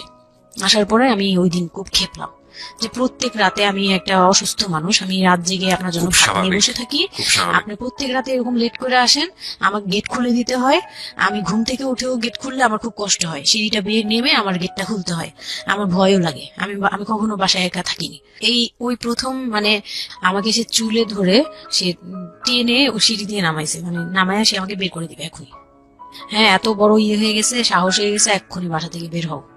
সে কিন্তু নেশাও করে নাই, কিচ্ছু না, সুস্থ একটা মানুষ এরকম করতেছে। তো তার ভাই বোন গুলো এসে বলতেছে আপনি কি মানুষজন কি বলবে, তারা মানুষজনের চিন্তা করতেছে, কিন্তু আমার যে টর্চার হচ্ছে এটা বলতেছে না। এইটা আরেকটা বিষয়, এই যে এগুলো বিষয় আসলে না আমার মেজাজ খুব খারাপ হয়ে যায়। যাই হোক, আপনি যদি আনছেন, আমি খুব সেন্সিটিভ একটা বিষয় একটু কথা বলতে চাই। হ্যাঁ, sure. সেটা হচ্ছে এই যে আপনারা যে তো মানুষজন চিন্তা করেন, নিজের ঘরের ভিতরে একটা মানুষ ঠিক নাই, এটা আমি আপনাদের কথা বলছি না, এটা বাংলাদেশের সামাজিক অবস্থার চিত্র। সেটা হচ্ছে আমরা নিজের ঘরের মধ্যে অনেক সময় দেখা যায় যে আপনারা যখন ঘরের মধ্যে একটা বিপদে পড়েন, আপনার চারপাশের লোকজন কি এসে আপনার সেটা সলভ করে? তো ফার্স্ট আপনি ঘরের কথা আগে চিন্তা করেন, আপনার মেয়ে কিভাবে ভালো থাকবে সেটার কথা চিন্তা করেন, আপনার ছেলেটা কিভাবে ভালো থাকবে সেই কথাটা চিন্তা করেন। এতে যদি আপনার দুর্নাম হয়ও কিছুটা, সেটা আপনার ওভারলুক করা উচিত। বরং আপনি যাদের কথা চিন্তা করে এই ছেলে মেয়েদের প্রতি খারাপ আচরণ করতেছেন, আপনার ছেলে মেয়ে খারাপ থাকার কারণে একটা সময় গিয়ে সেটা আউটব্রাস্ট হবেই। যেই মান সম্মানের কথা আপনি চিন্তা করতেছেন, সেই মান সম্মান আরো বেশি পরিমাণে ক্ষতিগ্রস্ত হবে। আমাদের সমস্যাটা কি হচ্ছে এই জায়গাটায়, আমরা চারপাশের ঘরের লোকজন কি মনে করবে সেটা চিন্তা করি, অথচ চারপাশের ঘরের লোকজন কারা বসবাস করে, কোথা থেকে আসছে, কি অবস্থা, সেই খোঁজ খবর আমরা রাখি না। কিন্তু আমাদের মান ইজ্জত তাদের হাতে। স্টুপিড মানে ফিলোসফি নিয়ে আমরা আমাদের সোসাইটিতে চলি। This is very important thing, এবং এগুলোর পরিবর্তন হওয়া উচিত। তারপরে কি হলো? তারপর এই হলো ফার্স্ট এই গেল, এইটার পরে এরপর থেকে চলতেছে কন্টিনিউ, মানে এরকম আচরণই করছে সে আমার সাথে। একটু এবং ওই 4 মাসের সময়টা খুব ক্রুশিয়াল একটা মোমেন্ট, খুবই ক্রুশিয়াল একটা হ্যাঁ, সকালে উঠে আমার রুটি বানাতে হতো কন্টিনিউ। সে বাইরের নাস্তা খাবে না, তাকে রুটি বানিয়ে খাওয়াতে হবে। ওই অবস্থায় আমি মানে সকালে উঠে ঘুম থেকে উঠে রুটি বানাতাম, ওর ভাই বোনের জন্য, ওর জন্য, সবার জন্য বানাতাম। এটা না আমাদের সমাজের ছেলেরা না বুঝতেই চায় না, এবং এটা নিয়ে আমাদের কোনো শিক্ষা নাই। আসলে আমি মানে দেখলাম যে এতটা বড় কিভাবে আমি আমার নিজেকে জড়িয়ে ওই কথাটা বলছি, কারণ আমি তো নিজেও বাবা হয়েছি, আমি নিজে থেকেও বুঝি এই জিনিসটা। মানে এই যে পরিবর্তনটা সমাজ, মানে পরিবারে যখন নতুন একজন সদস্য আসে, সবচেয়ে বড় প্রেশারটা ফিল করে হচ্ছে মা, কারণ তার লাইফ রিস্ক হয়ে যায়। কিন্তু এখানে বাবার যে দায়িত্বটা, খুব মজার বিষয় হচ্ছে, আমি আমার নিজের এক্সপিরিয়েন্সের জায়গা থেকেই বলতেছি, যে বাবার দায়িত্বের জায়গাটা বোঝা শুরু হয় সন্তান দুনিয়াতে আসার পর থেকে, এবং তাও ইমিডিয়েটলি আসে না। সন্তান একটু একটু করে বড় হচ্ছে, অ্যাটাচমেন্টটা হচ্ছে, যখন নড়াচড়া সামনে দিয়ে নড়াচড়া করতেছে, একটু একটু মিস হচ্ছে, দূরে থাকতেছে, তারপরে কি মানে সন্তান যখন মোটামুটি প্রাপ্তবয়স্ক, 1 বছর 2 বছর বয়স, বাবা ফিলটা আসে, তখন হচ্ছে বাবা ফিলটা পায়। তার আগ পর্যন্ত বাবা বুঝতেই পারে না, তো মানে আসলে কি বাচ্চাটা আমার কোত্থেকে আসলো, এই সত্য ফিলটা এরকম থাকে। এটা খুব ন্যাচারাল একটা ফিল, কিন্তু এই ন্যাচারাল ফিলটা সুযোগ নিয়ে অনেক সময় আমরা একটা অবুঝের মতো আচরণ করে ফেলি, ভয়ানক বাজে আচরণ করে ফেলি। ইয়ে থাকে, মাত্রা থাকে, যেমন আপনি কতটুকু কেয়ারফুল ছিলেন, কতটুকু ইয়ে ছিলেন, এটার কিন্তু একটা লেভেল আছে, পার্সেন্টেজ আছে, এবং এটা নিয়ে শেখানো উচিত। আমাদের মানে এডুকেশন সিস্টেমের মধ্যে তো নাই, এবং আমরা জানি না ম্যারেজ কাউন্সিলিং বলে অনেক একটা বিষয় আছে, এগুলো তো আমাদের প্র্যাকটিসে নাই, কোনোভাবে নাই, তো আমাদের কাছে চিন্তাই করা যায় না, বিলাসিতা। এবং আমাদের রাইট, এবং বাবা যিনি, একটা হচ্ছে যে মা হওয়ার একটা প্রিপারেশন দরকার আছে, মেন্টাল প্রিপারেশন, একটা বাবা হওয়ার জন্য একটা মেন্টাল প্রিপারেশন দরকার আছে। আমাদের সমাজে এটা টোটালি মিসিং। আমরা এই নারী দিদিদের কাছ থেকে যে গাইডটা পেয়ে আসছি, এবং সেটা না বুঝে না শুনে প্র্যাকটিস করেছি। আমি জানি না, আজকে আমি ছোট এই কথাগুলো বলতেছি, হয়তো আমরা ওই রাতারাতি পরিবর্তনের জায়গায় যেতে পারবো না, বাট আমি শুধু একটা কথাই বলতে চাই, সেটা হচ্ছে বাবাদের দায়িত্বটা অনেক বেশি, বিশেষ করে বাচ্চা চলে আসার পর থেকে মেন্টাল সাপোর্টটা খুব জরুরি, খুবই জরুরি। হ্যাঁ, এবং কারণ এটা একটা মেয়ের লাইফ রিস্কের প্রশ্ন, এবং আপনি জানবেন না যে সে আসলে কতটা ভয়ানক রকমের লাইফ রিস্কের মধ্যে রেখে সে একটা সুন্দর স্বপ্ন দেখে। তো ওই মানুষের পাশে কিছুই না, আপনি শুধু কোম্পানি দেন, এবং এই কোম্পানিটা তারা খুব মিস করে এই সময়টাতে। হ্যাঁ, এটাই ও বলার চেষ্টা করছে। আমি এখান থেকে ফিরবো, ছোট্ট একটা বিরতি নিচ্ছি প্রিয় শ্রোতা। চলো, তারপর হচ্ছে যে আমার বেবি হলো হসপিটালে, যখন মেয়ে হলো, তো এই রুমটাতে ঢোকার পর্যন্ত আমি খুব ইয়েতে ছিলাম, মানে রুমটাতে যখন ঢুকি তখন আমি কান্না করছিলাম, খুব ভয় ছিল যে, হ্যাঁ, তখন মনে হচ্ছিল যে আমি মরেই যাই নাকি, এরকম মনে হচ্ছিল। আর আমাকে তো মানে অপারেশন করবে, তারাও ডাক্তার বলতেছে এই মেয়ের অপারেশন কি করবো, আর এই মেয়ে নর্মালি কি বেবি দিবে। বলতেছে এটা তো গ্রামগঞ্জ না, আপনারা কি করছেন। আমি তখন আরো শুকনা ছিলাম, তো আর এমনিতেও বয়সও কম ছিল, আবার শুকনাও ছিলাম, দেখতে আরো পিচ্ছি লাগতো। বলতো যে অনেক দুর্বল, তো ও তো মানে ঠিক মতো টেক কেয়ারও করেন নাই বাসায়। হ্যাঁ, বলতেছে একদম আমার এই হাতের মানে এইগুলো ব্রেন গুলো বুঝে যেত, এইগুলো বোঝা যেত, একদম হাড় গোড় বোঝা যেত। যখন অপারেশন করে, অপারেশনের 12 ঘন্টা পর আমার সেন্স আসে, প্রায় 12 ঘন্টা। মানে আপনার বেবি হয়েছে আপনি জানি না? পরে আমি যখন ঘুম থেকে, সিজারিয়ান বেবি, পরের দিন শুধু রাতে একটু টের পাই যে আমি আমার পাশে কেউ মানে ব্রেস্ট ফিড করছে, এটা ফিল পাইছি। শুধু মুখের দিকে তাকাতে পারিনি, চোখ খুলতে পারিনি, কিন্তু কেউ একজন আমার পাশে শোয়া, মানে আমার হাতের উপরে একটা বাচ্চা শোয়া, এইরূপ ফিল পেয়েছি। আর এরপরে যে চোখ বন্ধ করেছি, একবারে সকালে প্রায় 11টা 12টার দিকে আমার ঘুম ভাঙছে। তখন তাকানোর পরে একটু পুরোপুরি ইয়েতে, তো আমাকে উঠিয়ে নিয়ে আমাকে ইয়েতে ক্যাবিনে দেওয়া হলো। ক্যাবিনে দেওয়ার পরে আমি বাচ্চাকে দেখি, বারবার চিন্তা করি যে এটা আমার মেয়ে, কোত্থেকে আসলো, কোত্থেকে আসলো, কিভাবে আসলো। আমি নিজেকে দেখি, best feel ever, believe me guys, এটা জীবনে আর সবার আসা তখন না উচিত। আমার মাথায় এটাও ছিল না যে এটার বাবা কে, এটার ফুপু কে, এটার চাচা, হোয়াট এভার, আমার বাচ্চা এটা। মানে Right. আমার, আমি এখনো স্টিল না, আমার বাচ্চা এখন ক্লাস 8-এ পড়ে। এখনো আমি তাকে বেস্ট গিফট বাচ্চা ফ্রম বলি। আল্লাহ, বেস্ট গিফট ফ্রম আল্লাহ। হ্যাঁ, তো ও আর আমি একসাথে হাঁটলে মনে হয় কি, মানে ফ্রেন্ড আমরা এরকম। পরে হচ্ছে ওই বাচ্চাটা হলো, বাচ্চাটা হওয়ার পরে সে খেলে, আমার খুব ভালো লাগে, তাকে নিয়ে আমার সময় ভালো কাটে।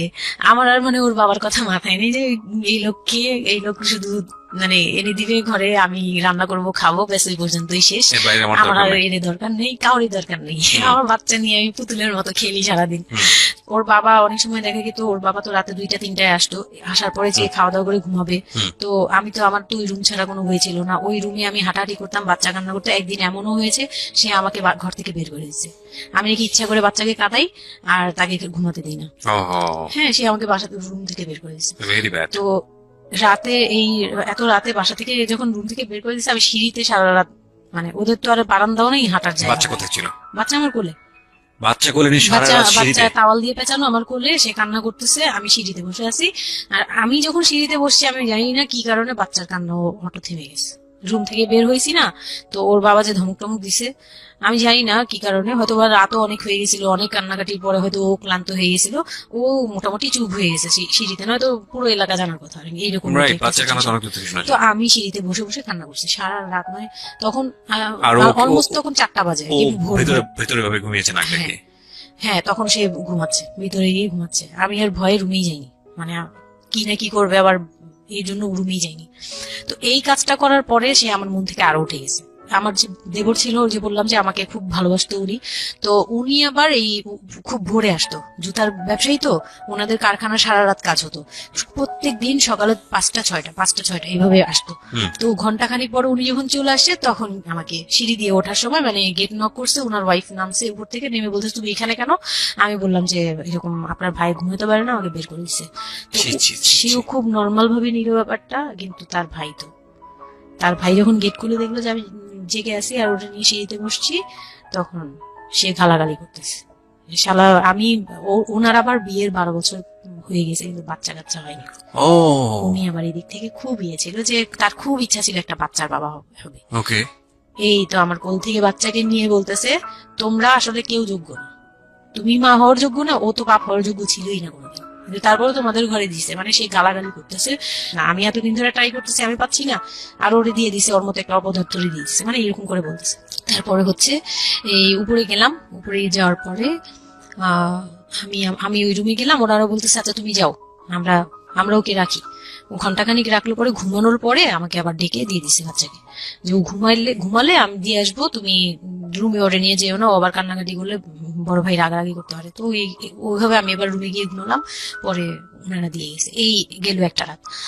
তারপর আমার বাচ্চাটা যখন 3-4 বছর হয়, মানে এইভাবে ও কি দিন পার বাচ্চা হতে কোলে আদর থাকে। করতো? বাচ্চা নিত, কোলে নিত? না, বাচ্চা কোলে নিতে পারতো না। ও ছোট থেকে এত বুঝতো, মানে তার বাবা কি কি পছন্দ করতো, কি কি পছন্দ করতো না, ওগুলা করতো না, মানে খুব কেয়ারফুলি, Beautiful. আর এত শান্ত যে তাকে যে এখানে বসে থাকতে বলে সে 2 ঘন্টাও ওইখানেই খেলতে বাহ, থাকবে, বাহ, কিন্তু বাহ, ওখান থেকে নড়বে চড়বে না।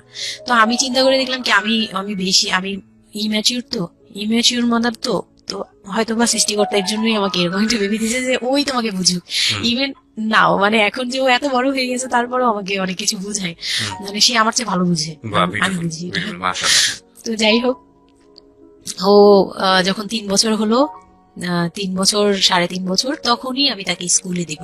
জি, হ্যাঁ। এডিট পার্ট, আর 15 মিনিট আছে, আচ্ছা, সো সুইচ করেন, হ্যাঁ, মূল বিষয়গুলো আনেন। তো ওখানে part হচ্ছে close, 3 বছরের কালে আমি ওকে স্কুলে দিলাম। স্কুলে দেওয়ার পরে আমি ওখান থেকে ওরে স্কুলে দিয়ে আমি নিজে ভর্তি হলাম ইয়েতে, ওপেন ইউনিভার্সিটি, মানে বুঝতে পেরেছি, উন্মুক্ত উন্মুক্ত বিশ্ববিদ্যালয়। হ্যাঁ। হ্যাঁ, ক্লাস 9-এ ভর্তি হলাম। তো ও পড়াশোনা করে, আমিও করি। বাসায় বা আশপাশের সবাই আমাকে নানান ধরনের কথা বলে, যে মা মেয়ে একসাথে স্কুল ব্যাগ নিয়ে যায়, কেমন দেখা যায়। আমি বলছি যা মন চায় তাই দেখা যাক। আমার তখন, আমি একটু ডেসপারেট একটু হয়ে respect, গেছিলাম। এটাই বলছিলাম যে এই ধরনের মেয়েরা সাধারণত জীবনের একটা পর্যায়ে গিয়ে মারাত্মক রকমের ডেসপারেট হয়ে যায়। এটা শুধু মেয়েরা বলবো না, মানুষ বলবো আমি। তো আমি নিজে ইংলিশ মিডিয়ামে পড়ছি, তো মানে খুব বেশি ওই বয়সগুলো পার হয়, ভালো লাগে না। তো ও বাংলা মিডিয়ামে দিলাম, শিশু শ্রেণী থেকে 1-এ উঠে গেল 4 বছর বয়সে। এইভাবে করে সে উঠতেছে, মানে সে খুব ভালো রেজাল্ট করে। আমারও খুব মজা লাগতে লাগলো, আমি তাকে পড়াই, নিজে পড়ি। দুইজন মামে মিলে ওকে স্কুলে দিয়ে দেখা যায় আমি আমার কোচিং এ যাই, আমি আবার কোচিং করা শুরু করলাম। তো সেও খুব মজা পেত যে তোমার ব্যাগ আর আমার ব্যাগ, মানে ওয়েট করতো। খুব মজার একটা সময় ছিল যে দুইজনে টিফিন নিয়ে যাচ্ছি। তো আমরা খুব মজা করে এরকম ক্লাস করতাম। ওর বাবার মাঝখানে একটু জেলাসি হলো, মানে মাঝে মাঝে খুব জেলাসি করতো। তো এইগুলো নিয়ে একটা পর্যায়ে যে বিয়ের প্রায় 6 বছর বা 7 বছর কালে তার বাবা এমন ভাবে একটা লোন করলো, 8 লাখ টাকার একটা লোন করলো। আমি এটা বুঝতে পারিনি, আমি তখন মাত্র এসএসসি পাস। রিপন? হ্যাঁ, 8 লাখ টাকার লোন। 8 লাখ টাকার লোন ব্র্যাক ব্যাংক থেকে। ওকে। 8 লাখ টাকা একটা লোন করলো। আমি তখন জুয়া খেলে একদম কঠিন, তখন সে চরম পর্যায়ে চলে গেছে। বুঝে গেছে যা হওয়ার। বলেন তারপরে? পরে গিয়ে সে কি হলো কি, 8 লাখ টাকার একটা লোন নিবে, এটার জন্য বোর্ড সিগনেচার নাকি লাগে, আমি এটা জানতাম না। বউয়ের সিগনেচার লাগে? হ্যাঁ, বউয়ের সিগনেচার লাগে, মানে গ্রান্টর হিসেবে একটা বিজনেসম্যান, বড় বিজনেসম্যান আর একটা বউর, মানে বড় বিজনেসম্যান বা একটা দোকান বা একটা বাড়ি ইয়ে লাগে। তো কেউ তো রেফারেন্স দিবে না তাকে। তো ওই এক দোকানদার ভাইয়া ছিল, বড় ভাই, মুরব্বী টাইপের, বড় ভাই বলতো উনি। ওই লোকটা দিছে সিগনেচার, আর আমার সিগনেচার না তো কোনো ব্যাপারই না, কারণ আমাকে যা দিবে আমি তাই, আমার কি বা আছে আর আমার কাছে কি বা লিখে নিবে, মানে নাও একটা সিগনেচার দাও, তোমার কিছু হবে না, এটা জাস্ট একটা ফর্মালিটি, এভাবে বলছে। আমি সিগনেচার করে দিছি। সেদিন তো আমাকে সে কি জানি খাওয়ালো, মানে আমাকে খুব ভুলে ভালায় সিগনেচার নিয়েছে। তারপরে থেকে শুরু হয়েছে আমার মানে লাইফের সব, মানে আমি কত বড় ভুলটা করছি। তারপর থেকে সে নাই, একবারে নাই। মানে সে বাসা ভাড়া নিয়েছিলাম এর মাঝখানে, এটা বলতে ভুলে গেছি যে আমার দেবর ননদের বিয়ে হওয়ার পরে ওই বাড়িটাতে, মানে ননদের বিয়ের জন্য ওই বাড়িতে হচ্ছিল না। পরে আমরা বাসা শিফট করে, মানে ওই বাসা ভাড়া দিয়ে অন্য একটা বাসায় ভাড়া গেছি, ফ্ল্যাট নিয়ে ভাড়া যাওয়ার পরে ওই ননদের বিয়ে হওয়ার পরে তারপরে আবার যার যার মতো আলাদা আলাদা রুম নিয়ে থাকা, মানে বাসা নিয়ে থাকা। তো আমাকে যে ফ্ল্যাটটা নিয়ে দিয়েছিল, এক রুমের ছোট্ট একটা ফ্ল্যাট, হ্যাঁ, ওই ফ্ল্যাটে ছিলাম। তো ওইখানে আমার এই যে সিগনেচারটা করায়, মানে ভাই বোন থেকে আলাদা হওয়ার পরে সে তার ভাই বোনকেও ভয় পেত এইসব ব্যাপারে। তো আমাকে তারা হাইড করছে যে সে জুয়া খেলে, যে এটা আমাকে বলেনি। তো আমি একদিন টের পাইছি কিভাবে, যে ঈদের দিন, মানে লাস্ট ঈদ, ওনার সাথে আমার লাস্ট লোনটা নেওয়ার আগ পর্যন্ত আপনি জানতেন না যে সে জুয়া খেলে? না, তখনও বুঝি নাই। তার আগে কিন্তু আমি এটা ধরছিও, কিন্তু ধরেও বুঝতে পারিনি। 8 লাখ টাকার যে ঘটনাটা, এটা থেকে শুরু। মানে সে হচ্ছে এই 8 লাখ টাকার লোন নিয়ে চলে গেছে, 2 মাস 3 মাস একদম, মানে টোটালি নাম্বার বন্ধ, সব বন্ধ। তারপরে ওই পরের মাস থেকে তো লোনের যে একটা ইয়ে থাকে, ইন্টারেস্ট সহ, যে ওইগুলোর জন্য তারা বাসায় পর্যন্ত চলে আসছে। এসে আমাকে অপমান করতেছে যে আপনি সব জানেন, আপনি না জানলে এটা সম্ভবই না, আপনি জানেন, নয়তো আপনি সিগনেচার দিলেন কিভাবে, সিগনেচার কি না জেনে দিয়েছেন। তখন আমি কান্নাকাটি করে বলছি যে আমি আসলে এই বিষয়টা বুঝি নাই। তো ওনাদেরকে বলার পরে ওনারা বুঝছে যে আসলে ঘটনাটা এরকমই। তো প্রায় 6-7 মাস যাওয়ার পরে দেখি উনি আর আসেই না। তারপর আমি বাসা চেঞ্জ করে আমার বোনের সাথে বাসা নিলাম, রুম নিলাম। একটা রুম নিয়ে মেয়েকে নিয়ে খুব কষ্ট করে থাকি। আমি একটা জব নিলাম ভালো একটা কোম্পানিতে। তখন আমি এসএসসি পাস। তো এসএসসি পাশের সার্টিফিকেট নিয়ে একমাত্র মার্কেটিং সেলস জব হয়, এছাড়া কিন্তু আর কোথাও ভালো জব হয় না। আমি খোঁজ খবর নিয়ে দেখলাম যে না, মার্কেটিং এ সেলস এ যেহেতু জব আছে, তো ইউনিলিভারের খুব ভালো একটা পজিশনে জব নিলাম। সেলসে জব নিলাম। পরে মোটামুটি 10-12 হাজার টাকার মতো স্যালারি ছিল, ওটা দিয়ে চলতাম। মেয়েকে নিয়ে বাড়ি ভাড়া দিতাম 4-4.5 হাজার। না, আমি যখন তারপর হুট করে একদিন আসছে, এসে তারপর দেখি ঘরে বসে থাকে, সারাক্ষণ ঘরে বসে থাকে। ব্যাংকের লোক আসবে শুনলেই বের হয়ে যায়, আর বের হয়ে আবার 2-3 দিন থাকে না, আবার আসে। মানে একটা কেমন খেলা, লুকোচুরি জীবন, বিজনেস কিচ্ছু না। নিয়ে থাকে, আমি রান্না করলে উনি খেয়ে চলে যায়। আর উনি যে খায়, মানে তখন জিজ্ঞেসও করে না যে মেয়ে খাইছে বা তুমি খাইছো কিনা, কিচ্ছু না। কেমন জানি মানে একটা মানে পশু টাইপের হয়ে গেছিল, মানে বলতে গেলে গরু ছাগল যেরকম থাকে এরকম। সে আসে যায়, এই পর্যন্ত। তো সে একটা টিভি কিনছিল আমার বিয়ের পরের থেকে, সে কোনো কিছু কিনে নাই, একটা টিভি কিনছিল। লাস্ট মানে যে ছোট লোকি পানাটা করছে সে, যেদিন আমার সাথে, আমি তো তার সাথে ঝগড়াও যেতাম না, তর্কেও যেতাম না, কোনো ধরনের ইয়েতেই যেতাম না। মানে ওই লোকটা এরপরে যে লাস্ট কাজটা করলো, যেটার উপর থেকে মানে পুরোপুরি মন থেকে উঠে গেল, যে একটা টিভি ছাড়া তার ঘরে কোনো কিছু কেনা ছিল না, সব আমার করা। মানে আমার গহনা গাটি বলেন, যাই বলেন ছিল, যাই ছিল টুকিটাকি সব আমার নিজের করা। শুধু ওই টিভিটা সে কিনছিল নিজের টাকায়। সে যাওয়ার সময় মানে একদিন চিল্লাচিল্লি করলাম, মানে আমি আর সহ্য করতে পারছিলাম না, যে প্রত্যেক রাতে আসি আমি ডাল ভাত যাই রান্না করি, অনেক সময় দেখা যায় ডালও নেই, চাল আছে শুধু, একটা ডিম নিয়ে আসছি, ভাজছি, ভেজে নিয়ে সামনে বসছি, সে খেয়ে উঠে গেল, মানে আমি আর আমার মেয়ে না খাওয়া। ইস, বাচ্চাটার জন্য সে মানে এরকম টাইপের, মানে নেশাখোররাও এর চেয়ে ভালো। আমার মনে হয় যে একটা এডিক্ট হলেও সেও চিন্তা করবে যে আমার বাচ্চাটা খাইছে তো, কিন্তু তার মধ্যে এই ফিলটা নাই। তো আমার একদম বিরক্ত হয়ে গেলাম এক পর্যায়ে। তারপর আমি বললাম যে আপনি আর কত এরকম করবেন, আপনি আপনি এরকম কেন শুরু করছেন, আপনি কি চান আসলে, আমাদের কাছে কি চান? তারপর সে বলতেছে যে আমার বোন আসছে, আমার বোনকে বলতেছে যে আমি নষ্ট হয়ে গেছি, আমি কি করে টাকা আনি, হ্যান ত্যান, হ্যাঁ এগুলো বুঝতে বলতেছে। পেরেছি, যাই মানে হোক, শেষ সম্বল আর কি, যা বলার আর কি। হ্যাঁ, পরে আমি তো আর আমার বোনও খেপছে, আমার বোন জামাইও খুব রাগাল, হ্যাঁ আপনারা আসলে ওরে ইয়ে করতেছেন, লাই দিচ্ছেন, এই সেই উল্টাপাল্টা কথা বলে টলে সে চলে গেল। চলে যাওয়ার সময় সে টিভিটা হাতে করে নিয়ে গেছে। বিক্রি করে দিবে। হ্যাঁ, আমি আমার জিনিস নিয়ে গেলাম, আমি যা যা নিয়েছি সেগুলো নিয়ে গেছি। তো আমি সবচেয়ে মানে খারাপ লাগছে জিনিসটা, যে এতটা ছোট লোকের সাথে আমি ছিলাম এতটা বছর, তখন আমার মনে হয়েছে যে এরকম একটা ছোট মনের মানুষের সাথে আমি এত বছর ছিলাম, এটা বলতে লজ্জা হয়। এই যে গেছে সেই লোকটা আর আসে নাই।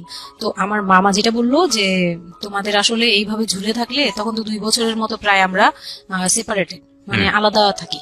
সে চলে গেছে 2 বছরের মতো হয়ে গেছে।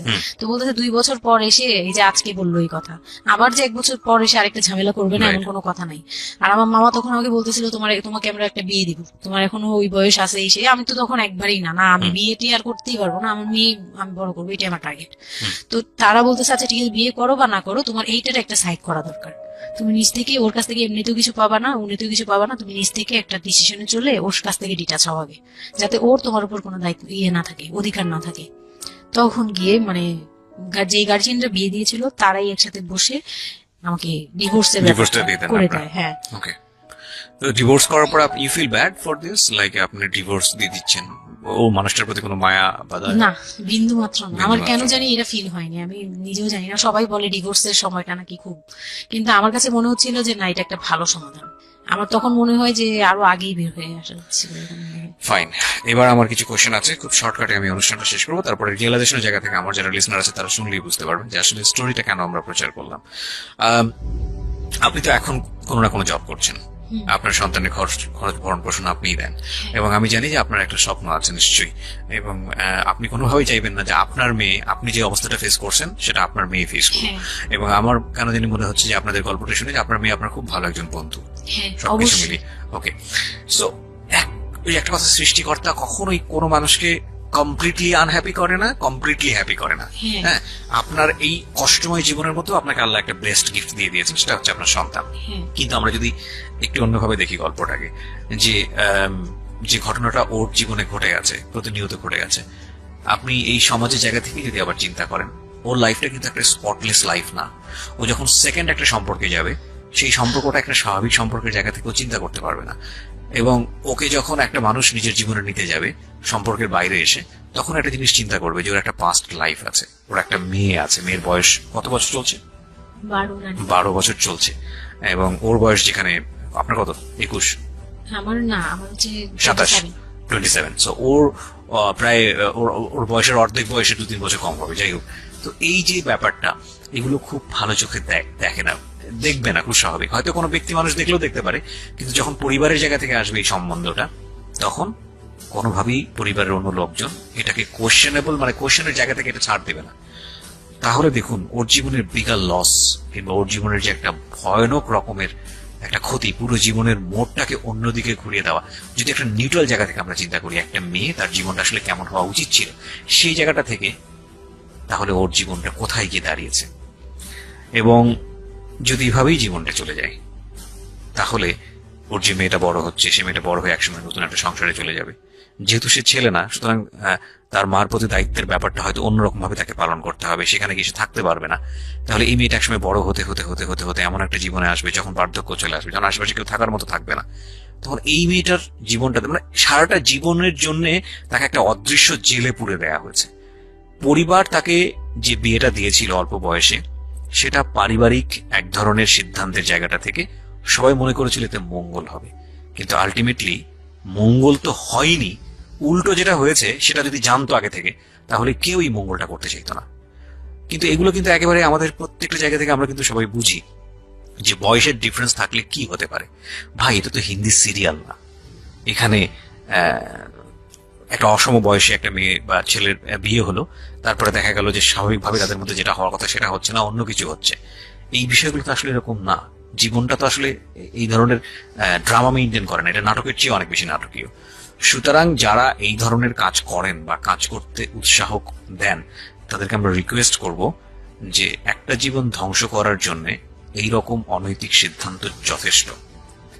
অতএব কোনো মেয়ের কিংবা ছেলের মেন্টাল ম্যাচুরিটি, শুধু ফিজিক্যাল ম্যাচুরিটি না, mental maturity which is very very important, মানসিকভাবে পরিপক্ক ফর দ্যাট পার্টিকুলার থিং, মানে ওই যে